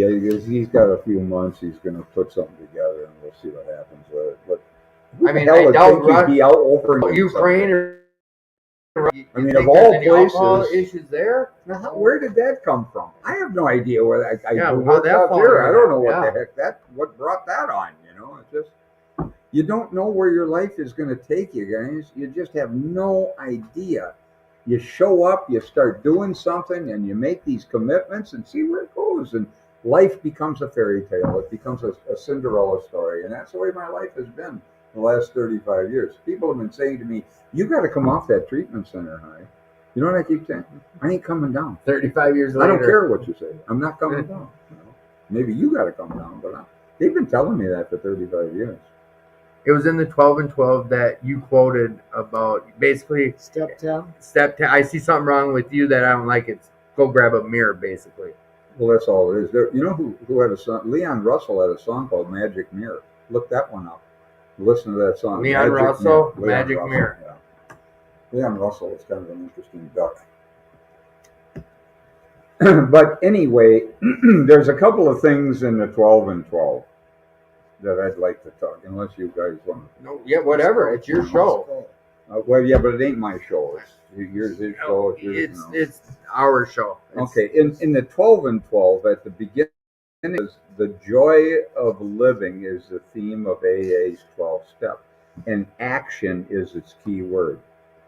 Here we turn outward toward our fellow alcoholics who are still in distress. Here we experience the kind of giving that asks no rewards. You're not trying to get anything. Right. Here we begin to practice the 12 steps of the program in our daily lives so that we and those about us may find emotional sobriety. When the 12th step is seen in its full implication, it is really talking about the kind of love that has no price tag on it. The kind of love. Well, love is a word that I generally don't like to try and talk and use in communicating because nobody knows what it means. We've got all kinds of things from our love songs and things like that. And it looks like it's painful and that sort of thing, but it's not. That's attachment. That's It desire. often looks like some kind of sacrifice. Yeah, that's fear. Okay. Grizzly Adams taught me how to love. Did I ever tell you this? No. Yeah. Or what? Yeah. I was watching. Because I was grounded a lot when I was younger, and I was watching TV a Imagine lot. that. Yeah, imagine that. And I was home a lot, so I was watching the TV shows, and Grizzly Adams was on, the Mountain Man. He's Yeah. walking in the field with the bear, and he's walking along, and somebody comes up to him and says, "Hey, Grizzly," meaning the man. Mm-hmm. He said, he's walking with Gentle Ben, the bear. Mm-hmm. He says, "Why don't you tie the bear up? Aren't you afraid he'll run away?" He says, "If the bear don't want to be here, I don't want to keep him." Now think about that. That's love. If the sponsee don't want to be here, I don't want to keep them. I don't have to abuse them and push them away Right. because of my crap. Okay. If Pam, my ex, doesn't want to be here, I don't want to keep her. Why would I want to keep somebody Yeah. with me that doesn't want to be there? Yeah. This is insanity. Yet it's desire, and it isn't love, but it goes by the name of love. No. We're talking about emotional sobriety. When the 12th step is seen in its full implication, it is really talking about the kind of love that has no price tag on it. As soon as you put a price on it, you lose the love. There's no place for that.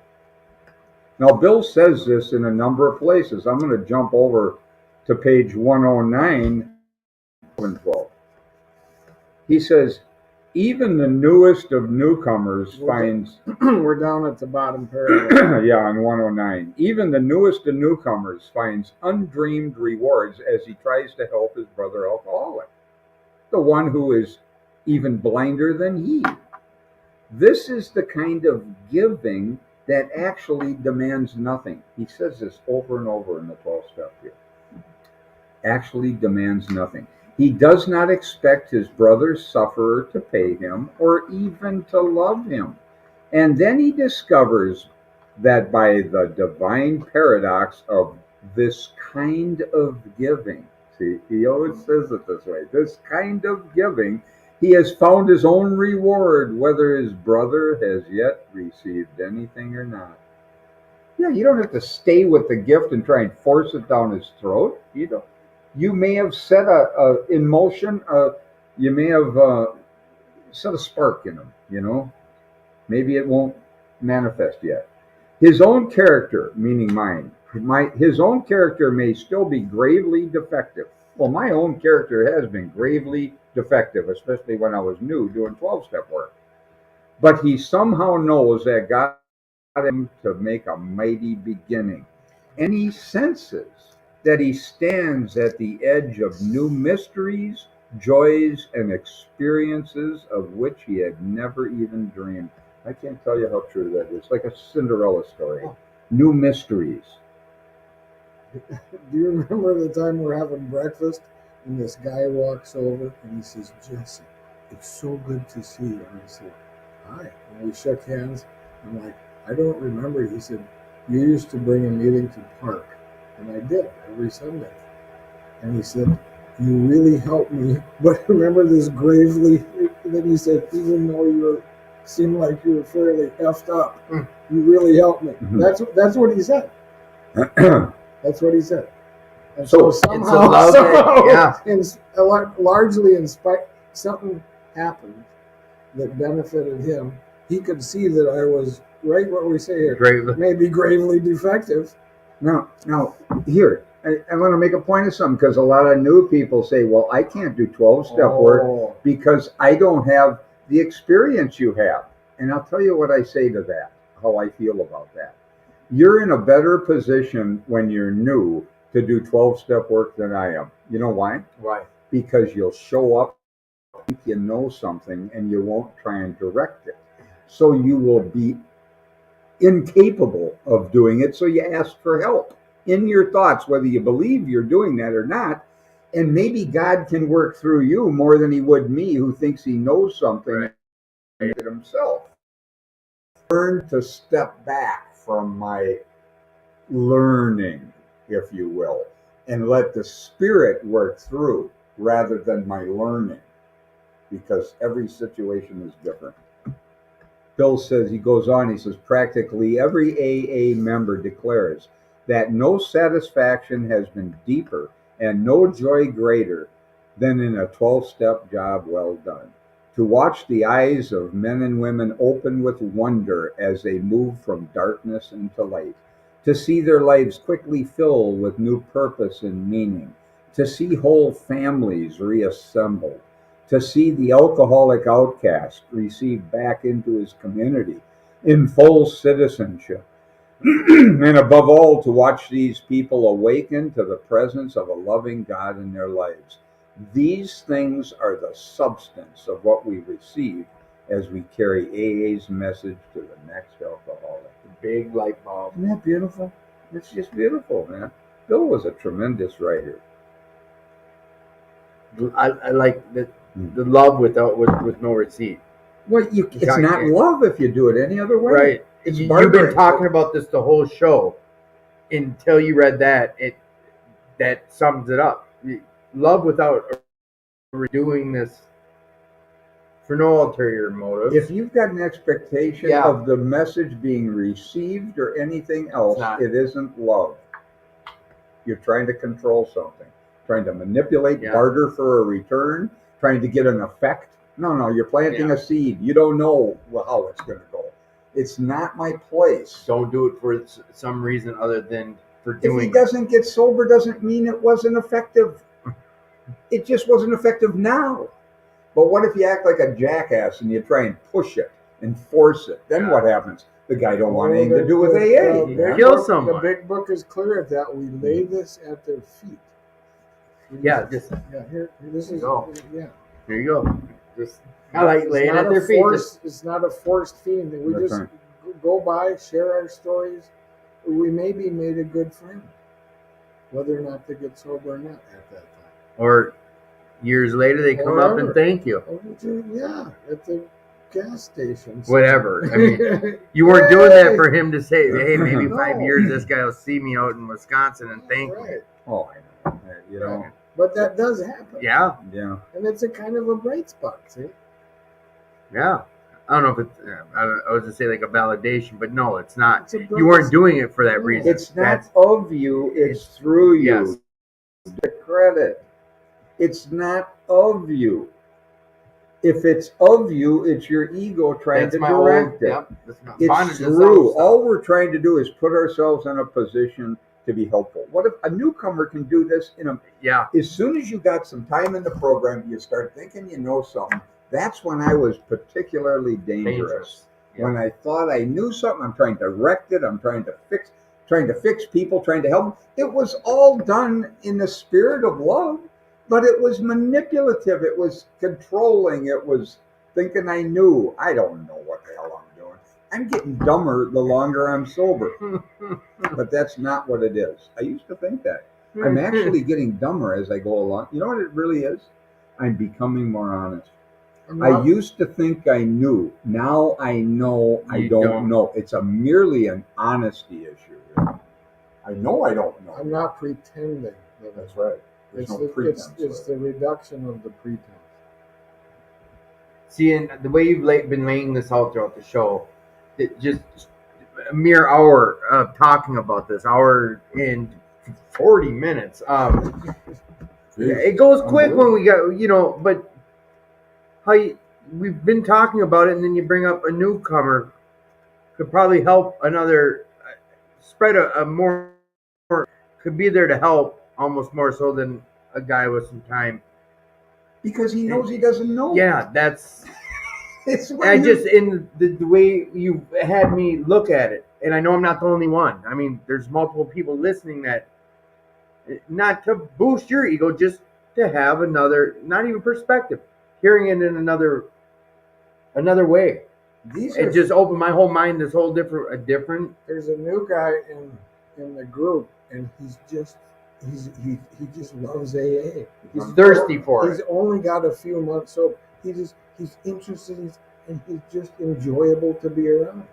So when he's talking to his friends who are drinkers, he's like, "This is really cool." He's not pushy. Right, but that shit emulates more than a guy pushing it. It really does. Way more. Really does. But he's older too, in a sense. He's not 20 years old. And he got thrown out of his own bar that he was part owner of, and he, I mean, he just made a mess. And Don't we usually Yeah. all?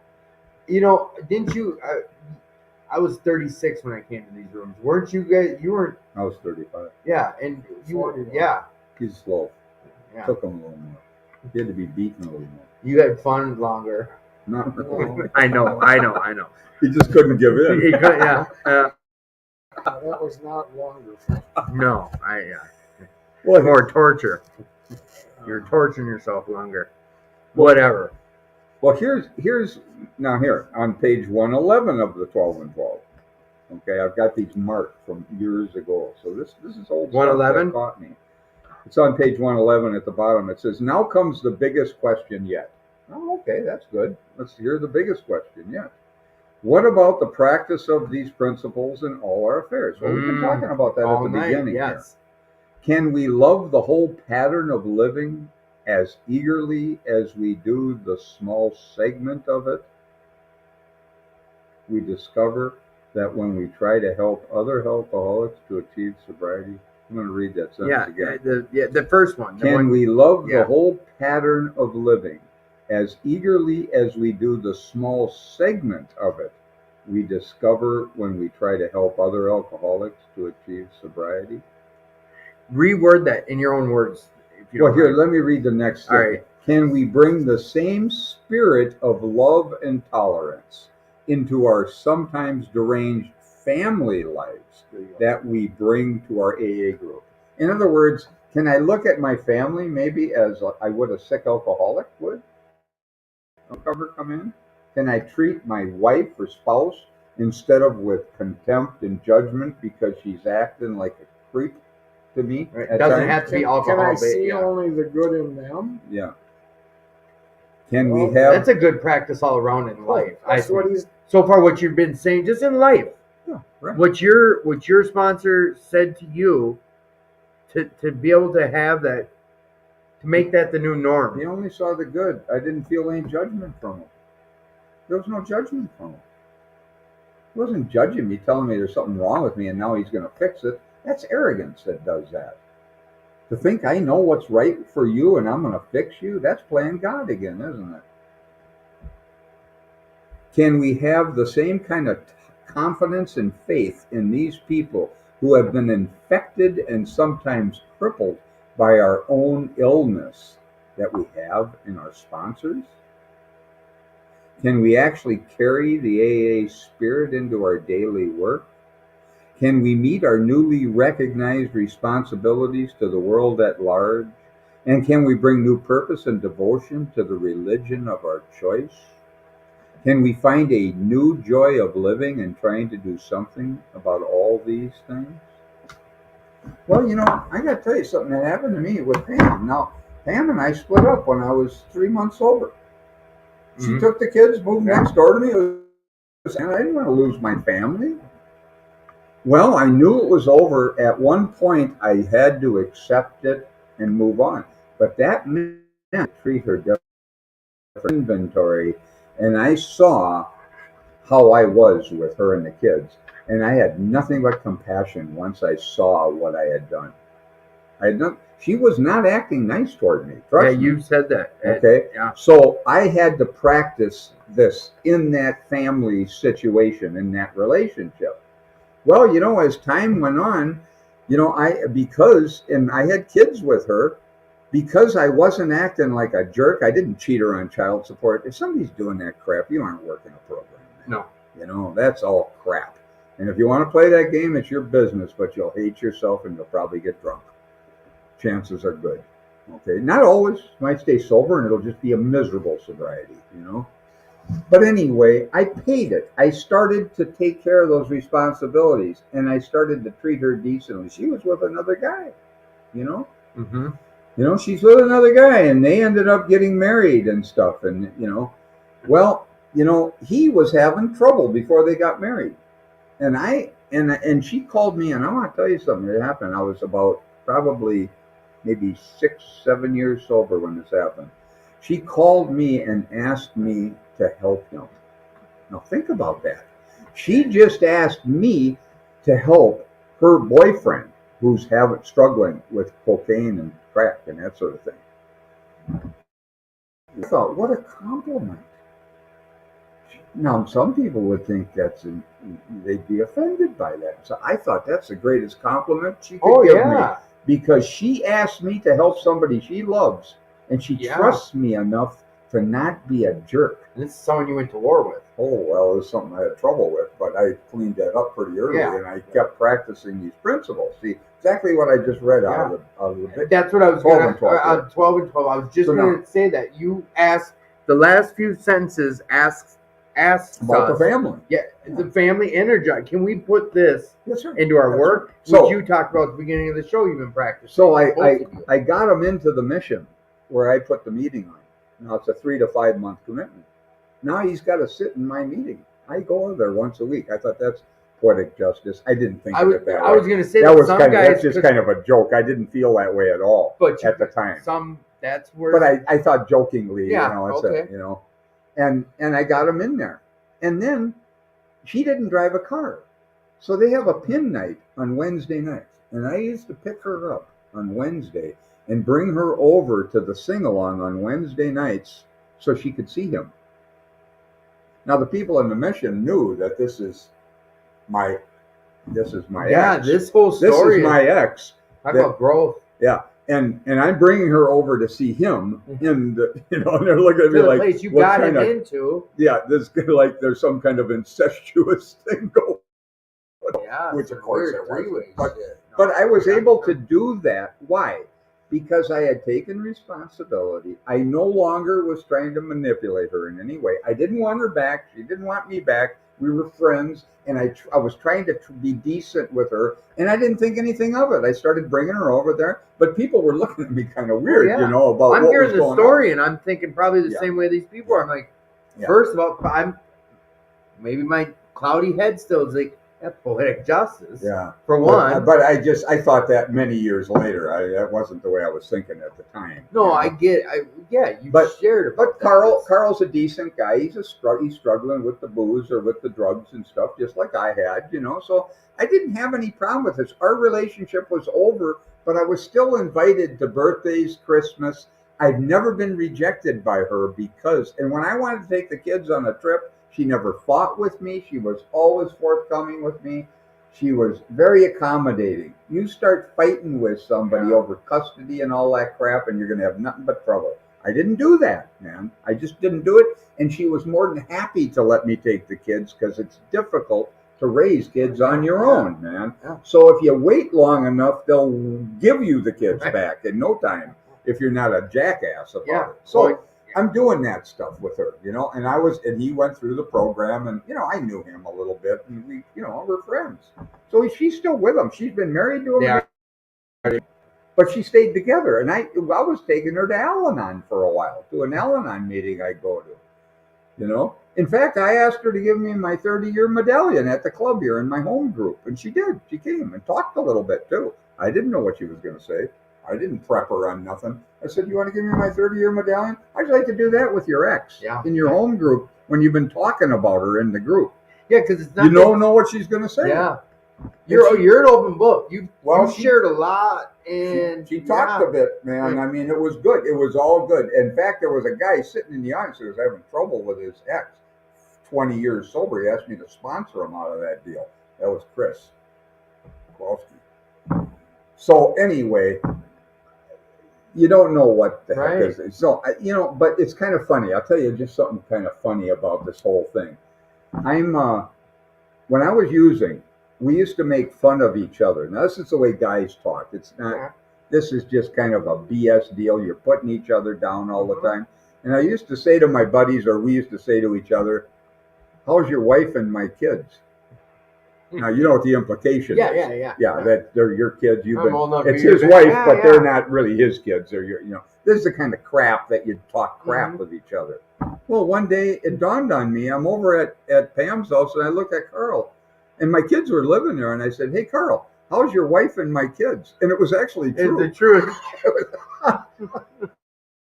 So one day No, this is years later. I'm driving over for Mother's Day. I'm invited over for Mother's Day. Yeah. So I see a guy on the side of the road with some flowers. And I thought, well, I'll get her a bouquet of flowers, I don't want anything from her. There's no Right. manipulation Right, here, right. So I pick up the flowers and they're beautiful. It's a beautiful bouquet. And I go over there and I go into the house and I get there a little early when some of the family members weren't there yet, but Pam was there with Carl and Pam's girlfriend, Kathy, was there. And I walked in with this bouquet of flowers, and there's Pam sitting there and Carl's over here. And I look at it and I look at the flowers and I thought, Carl, these are for you. I don't want to cause any trouble. That's what I said to him. And he looked at me, he looks at the flowers, he says, thank you. And he gets up and he puts them in a vase. You can have some fun with people instead of this crap, and her and I are okay. She's still got stuff with me somehow. I don't care. I've earned a lot of crap. I don't, every once in a while I'll get a snide remark about something, and it's probably accurate. It's okay. I'm not trying to defend anything anymore. And it doesn't wreck your day either. No, I don't care. She's right. If I get half of what I deserve, I'll be lucky.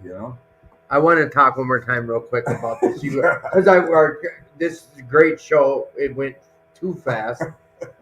I tried to interrupt you about it before. Can we actually carry the AA spirit into our daily work? You way at the beginning, both of you did. Can we meet our newly recognized? Try it at the gas station. Anywhere. Everywhere you this go. challenge from what you read. This whole pair, everyone is a question, is challenging us. Can we bring the same spirit of love and tolerance into our sometimes deranged family's life, into our family life?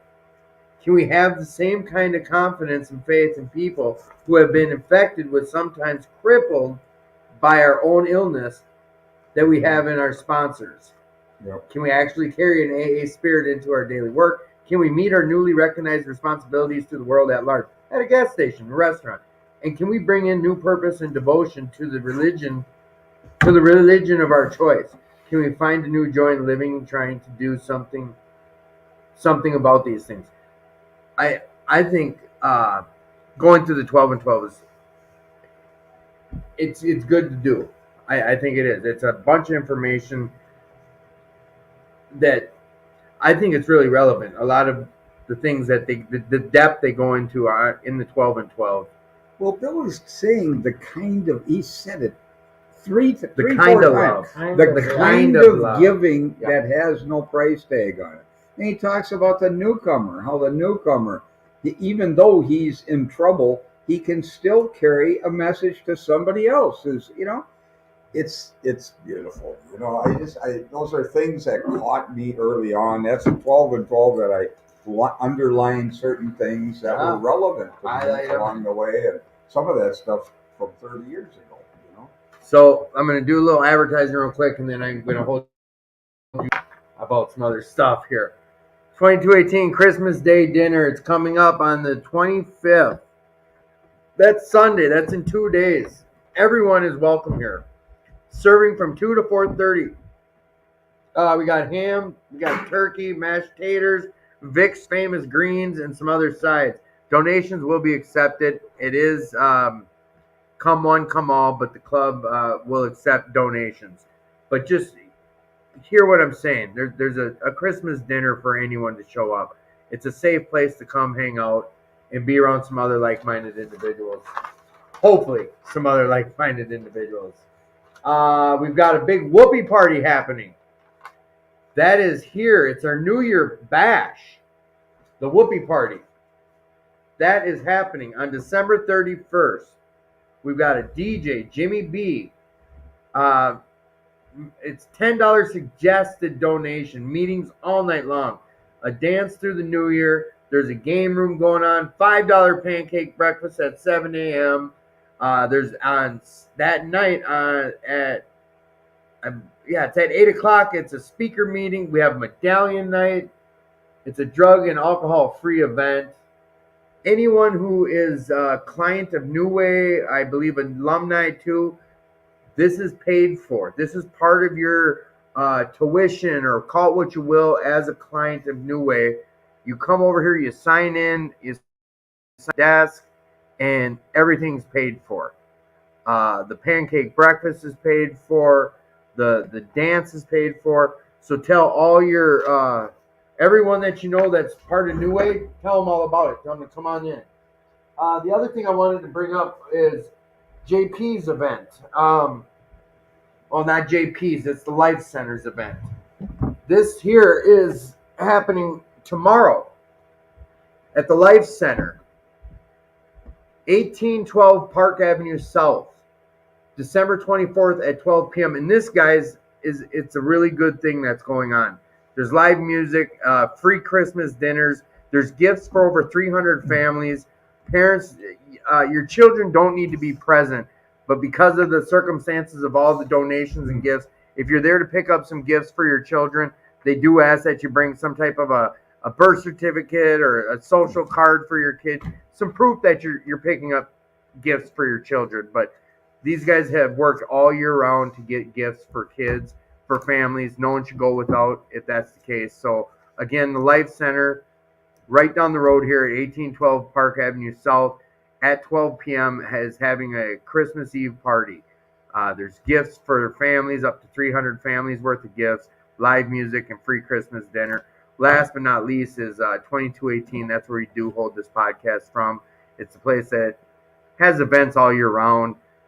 We got Jane's Cafe happening tomorrow night. Every Saturday night, she cooks for, I don't know, $5 or $6. It's very affordable, and it's a big, hearty, home-cooked meal. So come on down and check that out. If you're able to donate to the club financially, please do. Follow the links and come on down, hand them an envelope, or follow the Facebook links. Donate $1, whatever you're able to. Come on down and drop $1 off or something. If you're not able to, come on down and volunteer some time. This club runs on volunteers. Their membership's down ever since COVID. It's just been down. Club is hurting financially. So if you're able to help, please come help. All right. Now, Rick, Jesse, we've talked about this a little bit. We've set nothing in stone, but this whole past year, we started off with doing step 1 in January, and we followed through throughout the year. We did a step each month. We've had great feedback. Audience loves it. I don't know if we want it. It's up to you guys how we want to move forward. If you guys are willing to keep this up, start in January on step 1 again, or take another approach. We don't have to make it official here, but I do have lots of requests and built up questions for you guys outside of just step work. Just to have you guys on as a guest, and we just have a show of shooting from the hip. I do want to get that to happen in the next month or two with you guys, if you're okay with that. But what's your guys' ideas on doing something like this again? Sure. On the air? Sure. Well, the thing that I like about here is I don't always get an opportunity to talk about some of the stuff. Mm-hmm. If I do a talk in AA, I can't get into some of the stuff with the family, and there's stuff we could talk about with family stuff too, where the kids have really had a big impact on me as far as my interaction with them, and learned a lot from my kids. So there's a lot of stuff, a lot of stories, a lot of different things that we could talk about. But I don't care. All right. I can put it out to the come up with a half dozen topics or a dozen topics, and we can run with that. Or questions about things, or we could set up whatever. So you guys are game to keep going as a monthly. Whether we do it every month or whatever you want to do. We'll get something. We'll figure something out. And also, you both are invited back next week for the holiday show. If you're able to make it, awesome. If not, we'll be back on the books in January. So, Jesse, what are you grateful for? Because as you keep this podcast going, my buddy. All right, well, how do I not let that become ego? I'm going to go home like, do you guys know what Jesse said? No, I'm joking. Don't put him on a pedestal and it won't mean much. Well, shit, it won't fall then. Yeah. That's right. Rick, what are you grateful for? You know why you put somebody on a pedestal? I heard a guy say this years ago. The only reason you put anybody up on a pedestal is to slide along their shaft under them. It's a setup to kill him. He can never live up to it. You know? No, that was a rude awakening for me when I used for a year and a half. My mom's my higher power. Just God stuff. My mother's my higher power. And someone said, "Well, what they here on this Well, she thing? can't. Well, she's infallible. Well, She's yeah. gonna." Yeah, you'll kill her. Well, it's not fair. It's not fair to do that to someone, No. and that's why we have a higher power. Whatever. So, what are you grateful for, Rick? You know, exactly what I just said, that we've had an opportunity here to talk about things that normally would not be able to talk about because of the time frame when you're doing talks and things like that. So it's been good. We get some of this in the workshop, and there's so many different stories I could tell because of things that have really impacted me that we could get into if you want. You know? I could have turned tonight's show into four different shows, just with the work aspect. Plus, we're all in the same field. You know, I could go on we could jabber job about job sites. Probably into the new year, we're going to be switching from 8 to 10, just because these hours are kill me with the. It just whatever 8 to 10. I think would be better than 9 to 11, a little earlier. All right. Well, with that said, we appreciate everyone. If you're struggling with any type of mental health or if you're hurting, just reach out. There's been multiple people who've checked in and commented, and we appreciate the support. We've got multiple new listeners, a lot of feedback, a lot of comments. We appreciate everyone. Big brother, thank you. Love you. We'll be back next week for the holiday show with, I don't know, 20 or 30 people on the show and tons of giveaways. We've got Hope. We've got a bunch of donations from 2218 and a bunch of other outside sources with lots of donations for giveaways. So we'll talk to you next week. Love yous. Adios. I need to get this a hard plug-in because there's